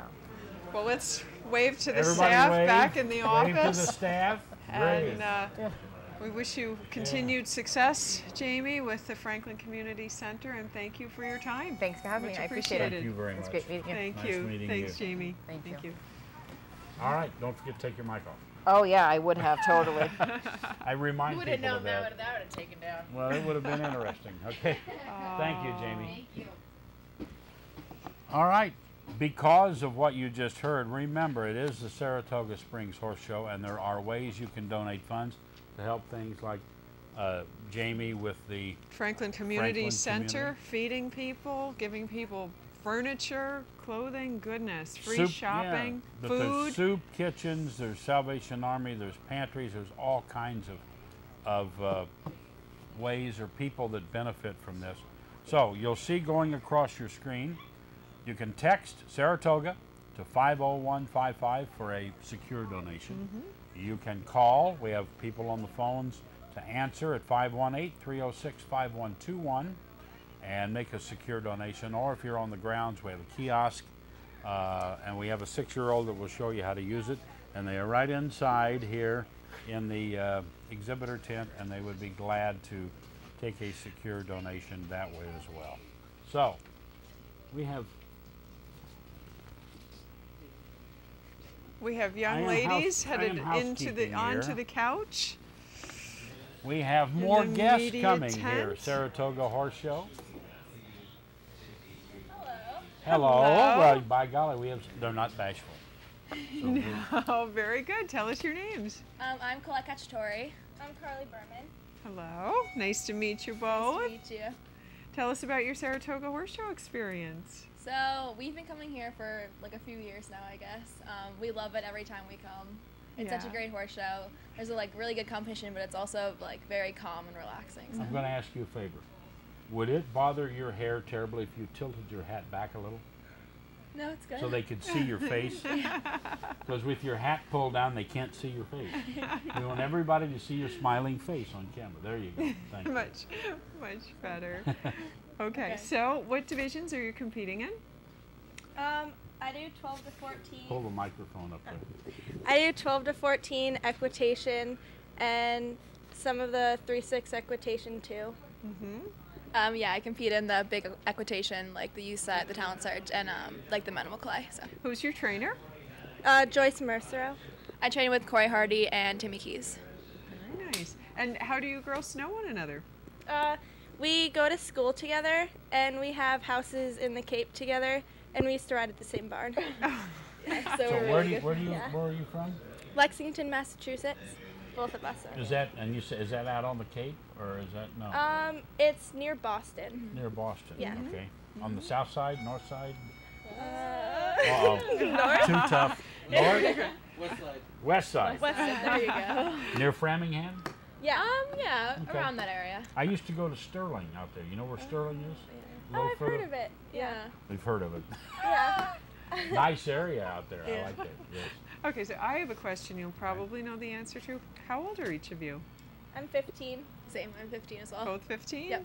Very nice. And tell us about your horses. My horse is Blackie, and I got him in June. And he was my horse to move from 3 foot up to 3'6". How has the move been since June? It's been really good and successful. We have our mistakes, as everybody does, but he's been really good and taking care of me. What are It's been some of great. the biggest challenges you've faced in making that move from 3 foot to 3'6"? Well, over the winter, we weren't jumping, so he could rest because he had a hurt foot. So then not jumping the whole winter and then starting back up in 3'6", quickly, right after the winter, getting ready for the season was pretty challenging. Do the jumps seem bigger to you? Does the 6 inches make a perceptive difference? I think it makes a difference in the way the horse jumps and your position on the horse. Yeah, it just feels different. Yeah, I think it's the courses are a lot more technical as well. They're a lot more challenging, and the judges expect more, I think. So let me ask a question in this regard. You guys can all answer it for me. When you go up to 6 inches, does the width of the jump standards change, or just the height? Yeah, the width also changes as well with the height difference. So it does get wider? I think it's wider. So it makes a better target for the horse then? Yeah. All right. And so that changes. The pole diameter stays the same. Yes. But the standards get wider and it gets Jump higher. gets taller. Okay. Yep. I was just for my own information. Thank you. So tell us about your horse. So my horse's name is Poe. Chapeau Sao is his show name. I bought him in December from Alexandra Marichek, and she was 4th place at Harrisburg on him. So wow, yeah, and he's experienced. me and Alex have actually become really good friends over the winter and during our Florida circuit, and we compete in the big equitation and the talent search. And he's just a really good boy, and he always takes care of me. So it's a really good time. Was Allison helpful in giving you tips on how to get along with him? Yeah, Alex, she's really good about explaining it, and she had him for 5 years, so she knew him really well. Yeah. So Wow. What color is he? he is a bay. And how big? He is 17'3". Oh, nice. He's really big. Yeah. Very You nice. need a ladder, right? Must- He's a very Well, big horse. probably the jumps look tiny from Poe's back. Exactly. At 17'3", 6 more inches doesn't matter much to him on jumping. Exactly. He still breezes over 3'6", I bet. He's a good boy, yeah. Yeah. So what have been some of your most memorable horse show moments over the years? I was in Florida this circuit. I was 5th in the McClay, and that was a really big moment for me because with my new horse, we were still getting to know each other, and the classes are very competitive down there, so that was really important to me. But. Yes. Mine was probably so far just getting my horse Blackie. We haven't placed in any finals yet or anything, but just getting him was so special. How did you get him? Well, I had to beg my parents a lot. Yeah, but that Get down on one knee and please. yeah, that one day we had tried 10 horses, and I was so tired. So by the end of the day, I was like, all right, I'm just gonna ride this last horse, just try to get through it. And it was just perfect. The second I rode him, I knew this is definitely the right horse. How did you know? What did you feel that was different from the other 9 horses? Just everything that I'd signal for him to do, he'd just respond, and it was the way that I did it. It was he responded just the right way, and to jumps and stuff, I was able to find most of my distances, and it didn't go so well with the other horses. Yeah. So it was nice to have a good fit. Was he just more comfortable altogether for you to sit on? Yeah. Yeah. How old is Blackie? He's 9. And had he done quite a bit of showing before you tried him? Yeah, his previous owner did USET and all the big ec classes too, and a bunch of finals and stuff. So he knows the ropes pretty good. Yeah. Do you feel confident when you go in the ring on him since he's already done that? Yeah, and he's been to Saratoga like a lot of times too, more than I have. So like he knows the show and he knows the rings, and yeah. He's been more times than you. Yeah. That helps, doesn't it? Yeah, it does. So what are some of your goals for this show in particular? This show was a lot, it's our first show back, well, for mine, from Winter Circuit, and it was just like getting back into the show ring and doing, like, just getting confident again and like, just learning, I guess. So. Yeah, basically like the same thing for me. It's just like getting the experience and hopefully like some points for some classes and stuff. For sure, for the finals and the yeah. fall, so. And also just to like have fun. Yeah, do it's such well. a fun horse show. Yeah. Do you feel nervous or competitive pressure when points come into play? I think a lot of times the points like get to people's heads, and when I focus on getting the points, I never get them, and I just try to do my best, and hopefully it works out. So. Yeah. So what's your favorite thing about horses? I love how they just try everything for you, and when like a specific bond between a horse and a rider, it just clicks. It just works out really well, and they'll do anything for you. Yeah. Isn't it nice when you get on that horse and everything clicks together? Oh, for sure. Doesn't it feel really good? It's awesome. It's the best feeling in the world. It's like when you go in that gate and you start, if it clicks, you're going to have a great ride. Yeah. And if it's not clicking, it's going to be drudgery for the entire ride, right? Well, for sure. Because you never seem to get it back, right? Yeah. Mm-hmm. What are some of the mental preparations you do so that when you do go in the ring, you're really focused and not distracted? My trainer, actually, I have to have a social timeout before I ride. A half an hour before I ride, I have to go sit in like a corner by myself, and he takes away my phone, and I just have to watch the course and like make sure I'm focused. That's a new thing, but. See, now there's one I never thought of in school. We're going to punish you by taking away your phone. And what about you, Carly? So I just make sure that I know my course, and I don't have social timeouts, but I like try to stay away. Like if my mom's coming up to me and is like, do you know your course? Like, do you have this? Do you have that? I have to like take a step back and be like, don't talk to me for a minute. Like I have to like just like think for a minute, and I watch the course. And that usually does the trick. Speaking of moms, can you offer all the girls at home that are right now pleading with their moms for a new horse some really good begging tips that are obviously successful because you have Blackie? Yours worked, right? So. Well, for like months and months and months, I like offered to do all the dishes in my house and like keep my room clean, and I even walk the dog, like pick up the dog's like bathroom stuff. And like I even offered, I was like, if you want to, like I'll babysit, I'll get a job, like I'll do whatever it takes. And just like be on your best behavior. Yeah, I think for sure that had a lot to do with it, and just being respectful and like being grateful for what they've already given you is a big tip. Beautiful line. That'll break a mother over right there any time. You know, being respectful and thankful for what. But it's so true. And I have to ask you a question. You said you offered to do the dishes. Did you do the dishes? Yeah, okay. I did. There's a big difference between offering to and actually doing it. I just had to know that. Very, very good. Well, girls, if you have a chance to come back after some of your rounds, we're here through the weekend, and we'd love to hear about Poe and Blackie and how it went, and you know, if you achieved your goals and how the social timeout works. While you're running the course, have a notepad out. Or maybe text us. You know, so. and jot down all the notes so you can come back and describe your runs to us so we know how your rounds went. We will. Do that. Thank you so much for having us. Maybe you'll come back as a champion. Who knows? Yeah, hopefully. Oh, and if you cone, if you want to get an free ice cream cone. Yeah. Awesome. Thank you. Ben and Jerry's right over here. Go All get right. a free ice cream Bye, girls. Bye, Carly. Thank you. Cone and get it. That's what it is, right? Cone and get it. Cone and at Ben and Jerry's. Get it. Hey, two nice young ladies there, and hopefully they come back and one of them is a victor. Oh, I hope so. I hope so. Lovely young girls. We didn't get to do the sock survey with them. Oh, that's right. Oh, well. But maybe next time. Next time. We have plenty of time. Hey, don't forget Saratoga Springs Horse Show, run by the Capital Fund of Saratoga County, benefiting soup kitchens and like the Franklin Center that Jamie Williams was here from.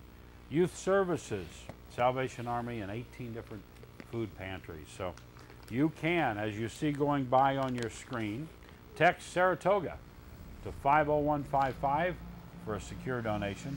Call our phone line. We have phone operators, 518-306-5121, and make a secure donation or come use the kiosk here at the showgrounds in the exhibitor tent, right near where all of the Saratoga merchandise is sold, such as this, or such as the, actually we're using one of their nice t-shirts as a drop to the front of our set here, which says Saratoga. Yeah, really nice right here. And very nice.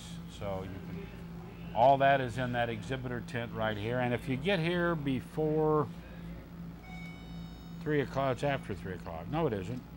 It's 20 till 2. Get here before 3 o'clock, you can get some free ice cream at Ben Yeah, and hey, there Jerry's. might be a little bit left. Might by be the a little time Cherry we're, Garcia left over there. Not that I like that, We're- but anyway, we're donate. off It's a the air. great cause. Thank you. Oh, well, Ben and Jerry's is a sponsor, and I'd like to recognize two of our other Daily Double sponsors. One is the Equine Journal. The Equine Journal is a monthly publication, really just chock full of information, primarily about Northeast horse clubs, activities in the Northeast, and a really, really thick magazine. Has different stables advertised, blacksmiths, veterinary firms, covers the Northeast in a very comprehensive manner. Comes out every month. This is the April edition, has a leg up on saddle fit, which is very important for multiple disciplines. And the beauty of this particular journal is it does cover multiple disciplines. You'll find Morgan horses, gaited horses, saddlebreds, hunter, jumper, western, different breeds, Friesians are in here. So it really covers the Northeast equine community in a comprehensive manner, and we want to thank the Equine Journal for their sponsorship. They are a Daily Double sponsor of the Saratoga Springs Horse Show, and another Daily Double sponsor, an appropriate name for being here in Saratoga at the racetrack, is St. Lawrence University. And St. Lawrence University has a very, very successful intercollegiate college show team. The girls that are at the college can bring their horses, and they do a lot of showing on the intercollegiate circuit. In 2012 and 2013, they were in fact the national champions. So if you're thinking of going to college and bringing your horse in tow, do consider St. Lawrence University here in upstate New York. We're very grateful and appreciative for their support, which is a big part of making this show happen and keeping all of the exhibitors happy in the process. Absolutely, and yeah, I can't think of a better way if you're really into horses than to going to college with your horse. That would be just the most fantastic years of college. Well, there's a future equestrian out there. I see. You can't see it, but there's I a little see kid that. that should be in the stroller, but he's decided, he or she, I guess it's a he, decided pushing it is more appropriate It's than more riding it. fun. There More we fun. go get him. Good news is there's lots of foot traffic out and about. Yeah, it's And- the weather's better than it was. It's kind of coming and going, and we're going to have another segment that comes up here at 4 o'clock. We've still got about 15 minutes or so in this one. We do, and I've got some really fun items from the Cheshire horse, which is in the vendor area. In addition to the 3 rings that are going, we have a Horsetown vendor area, which is filled with equine products, beautiful jewelry from Ireland, cosmetics to keep the skin nice when you're outside all of the time. So quite a variety of things. But from the Cheshire House, I've got some treats. We had a little girl on earlier who feeds her ponies stud muffins. She says, but that says minty muffins. These are the German minty muffins, an all-natural horse treat, and these are available at the Cheshire House, which is in the vendor area. Minty, I see nice big peppermints in the middle of each minty muffin. So we've got an oat muffin centered with a nice red and white peppermint. And horses just tend to love peppermints. I haven't met one that doesn't like a peppermint. I'm hungry and they smell good.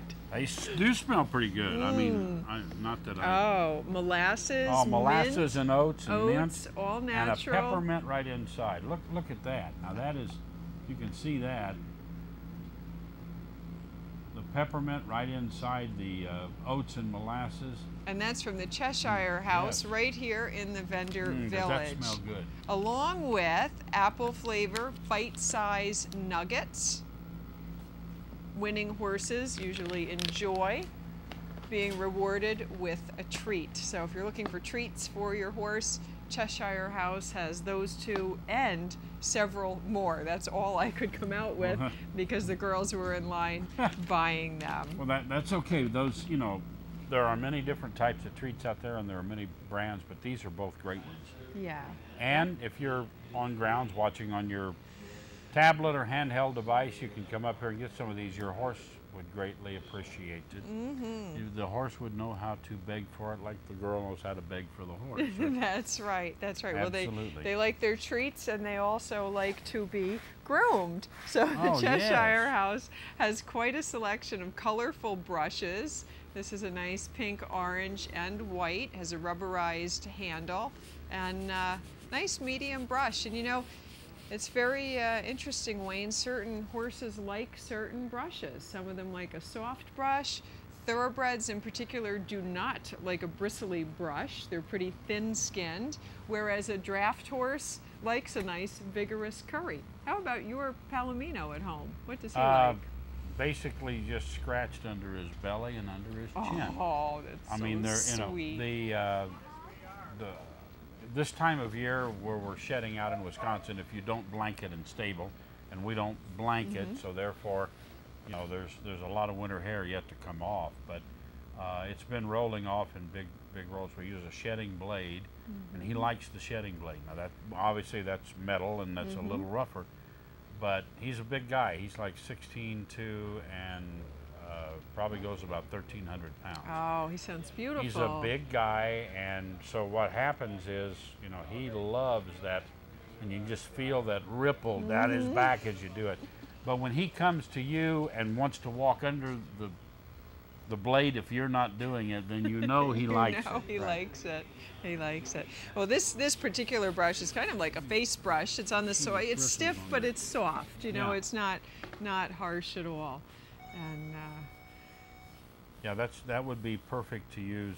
You know, face, neck, you know, right around those areas where you don't want to be quite so rough. Oh, nice reward for a job well done for a horse, and that's available at the Cheshire House. Is a little trailer in the horse vendor village, and is loaded with just about everything you can imagine. I'm shocked at how much is in that little space. They've got saddle pads, they've got bridles, they've got tendon boots, they've got stall guards, really a sampling of everything you could possibly need when you're on the road with your horse. Very colorful polo wraps, all sorts of goodies. And that's, you know, when you're at a show that's going to run the number of days of this show, you need a tack shop with all those things available, because there's always going to be something you either run out of, forgot, or need in an emergency. And it just so happens So, I have a few more items. what a from parlay, Cheshire right? Look at House. that, yeah. I couldn't resist. So I was over there. The most delightful girl is all by herself running the running the shop. So You were she looking took for a gloves moment. yesterday. I know. I'm ready to put these gloves on. For equitation riders, gloves are really part of the turnout, and we know what our friend Frank Willard says about turnout. Very, very important, and especially in equitation, it is the rider that is being judged. The body, the arms, the hands, the position of the leg.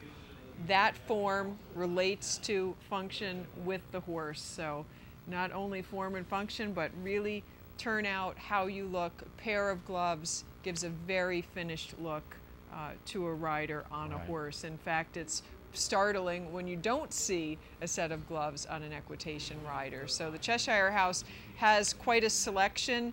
These have a little bit of fill in them, so they're warmer. They have some that are very thin.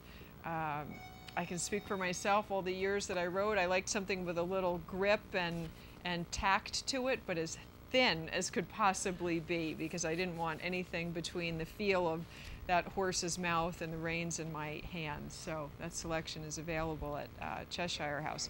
For the pony riders today, typically pony riders wear jodhpurs, and jodhpurs are breeches or pants, and this is the bottom of the jodhpur. It actually has a little bit of a cuff on it.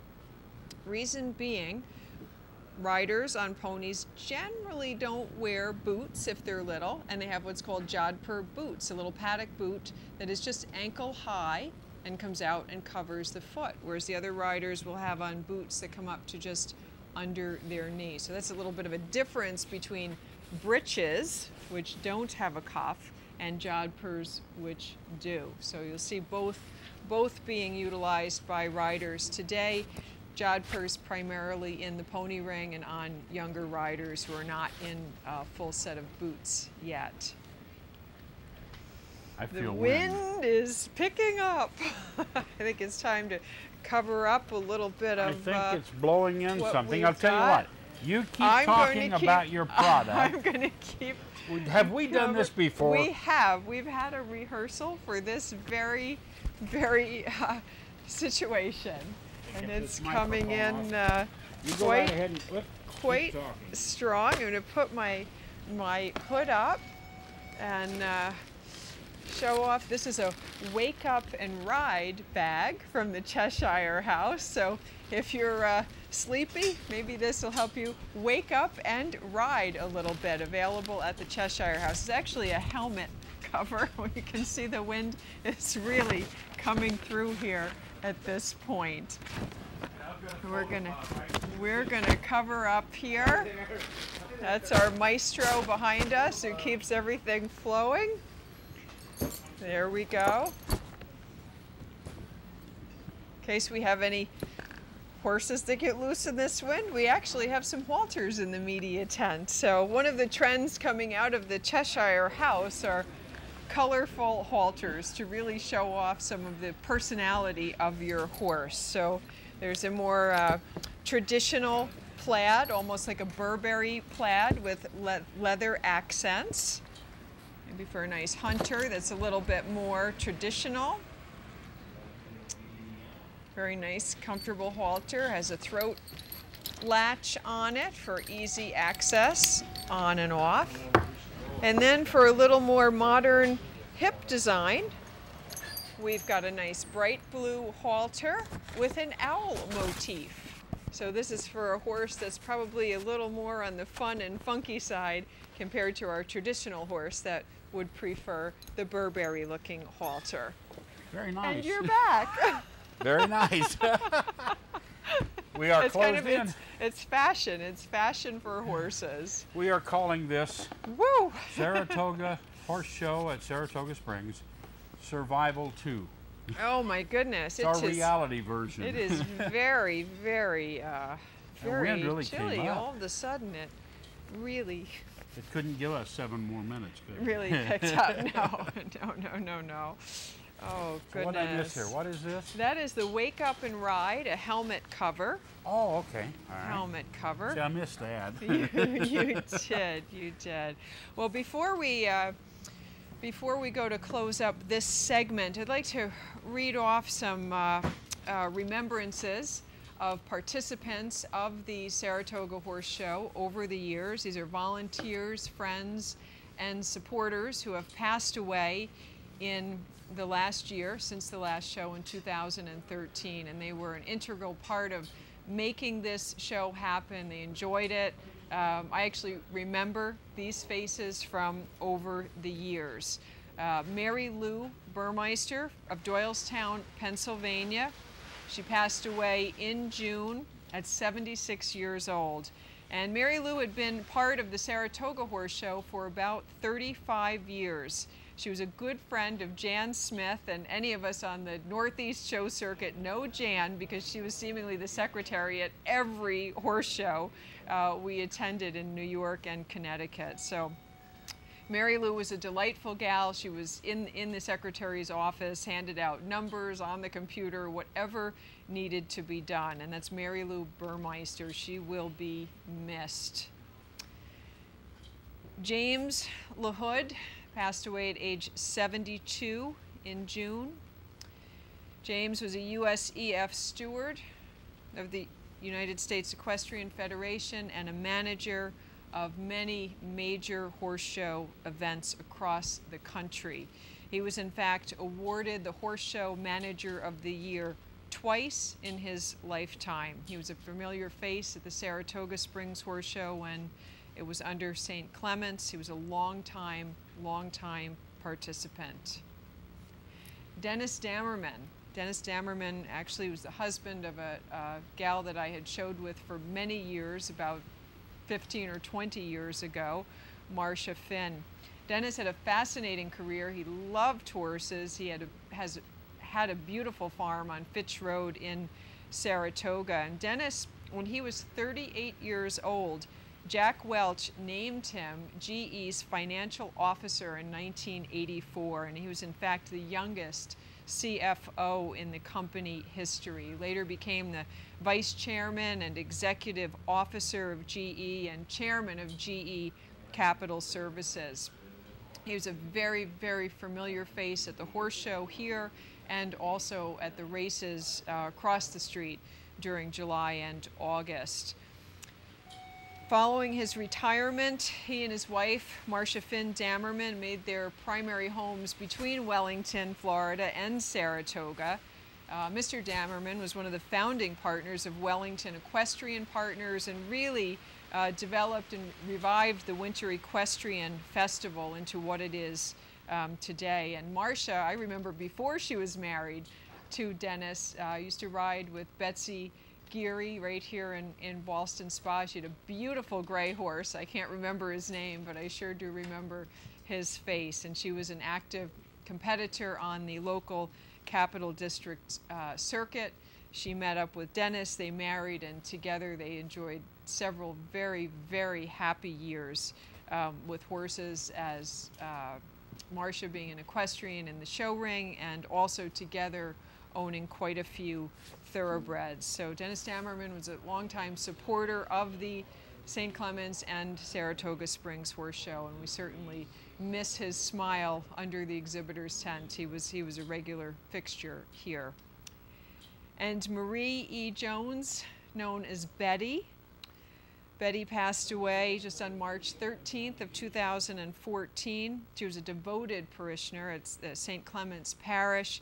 And even though she worked at the March of Dimes and the Caroline Street PTA, she always made time for the St. Clements Horse Show. She was a very beloved volunteer and is dearly missed, and that is Betty Jones. So in remembrance, Mary Lou Burmeister, James LaHood, Dennis Dammerman, and Betty Jones, we thank you for your time and commitment and participation at the Saratoga Springs Horse Show.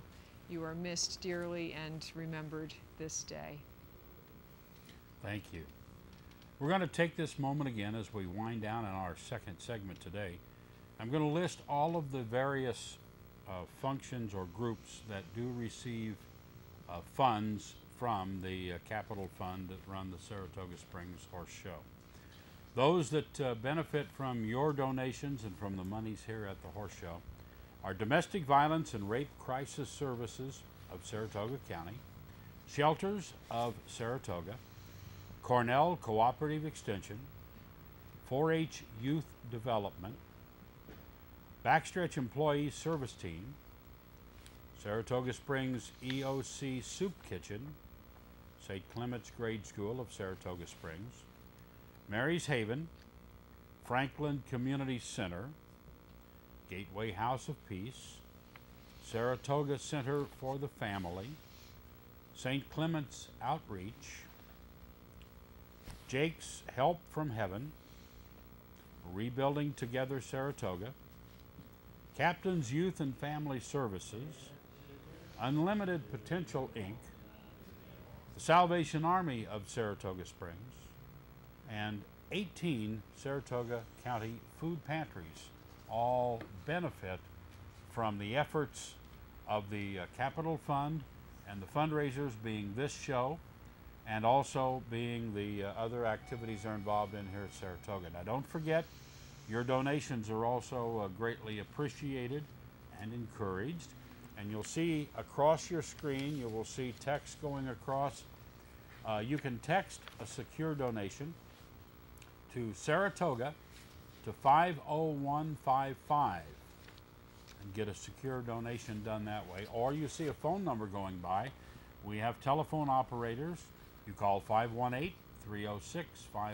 A very secure donation that way. Or we do have, again, inside the kiosk in the exhibitor's tent, which is right here beside us, and you can go in and use the kiosk, or we'll have a 6-year-old show you how to use the kiosk. But you can use the kiosk and make a very secure donation. It's for a great cause. We did talk to the lady from Franklin Community Center, Jamie Williams, who talked about many of the things they're able to do with their support from the Capital Fund. And Tom Fuston was here earlier. He is the founder of the Capital Fund of Saratoga County, which runs this horse show and is the facilitator for the funds that come in to distributing them back to all of these community nonprofits. To date, $81,000 has been distributed, and the Capital Fund is an all-volunteer organization, so money goes really where it matters. We will be back at 4 o'clock. Thank you for spending this time with us. I'm Susan Kayne. I'm Wayne Williams. Thanks for joining us. We'll see you in 2 hours.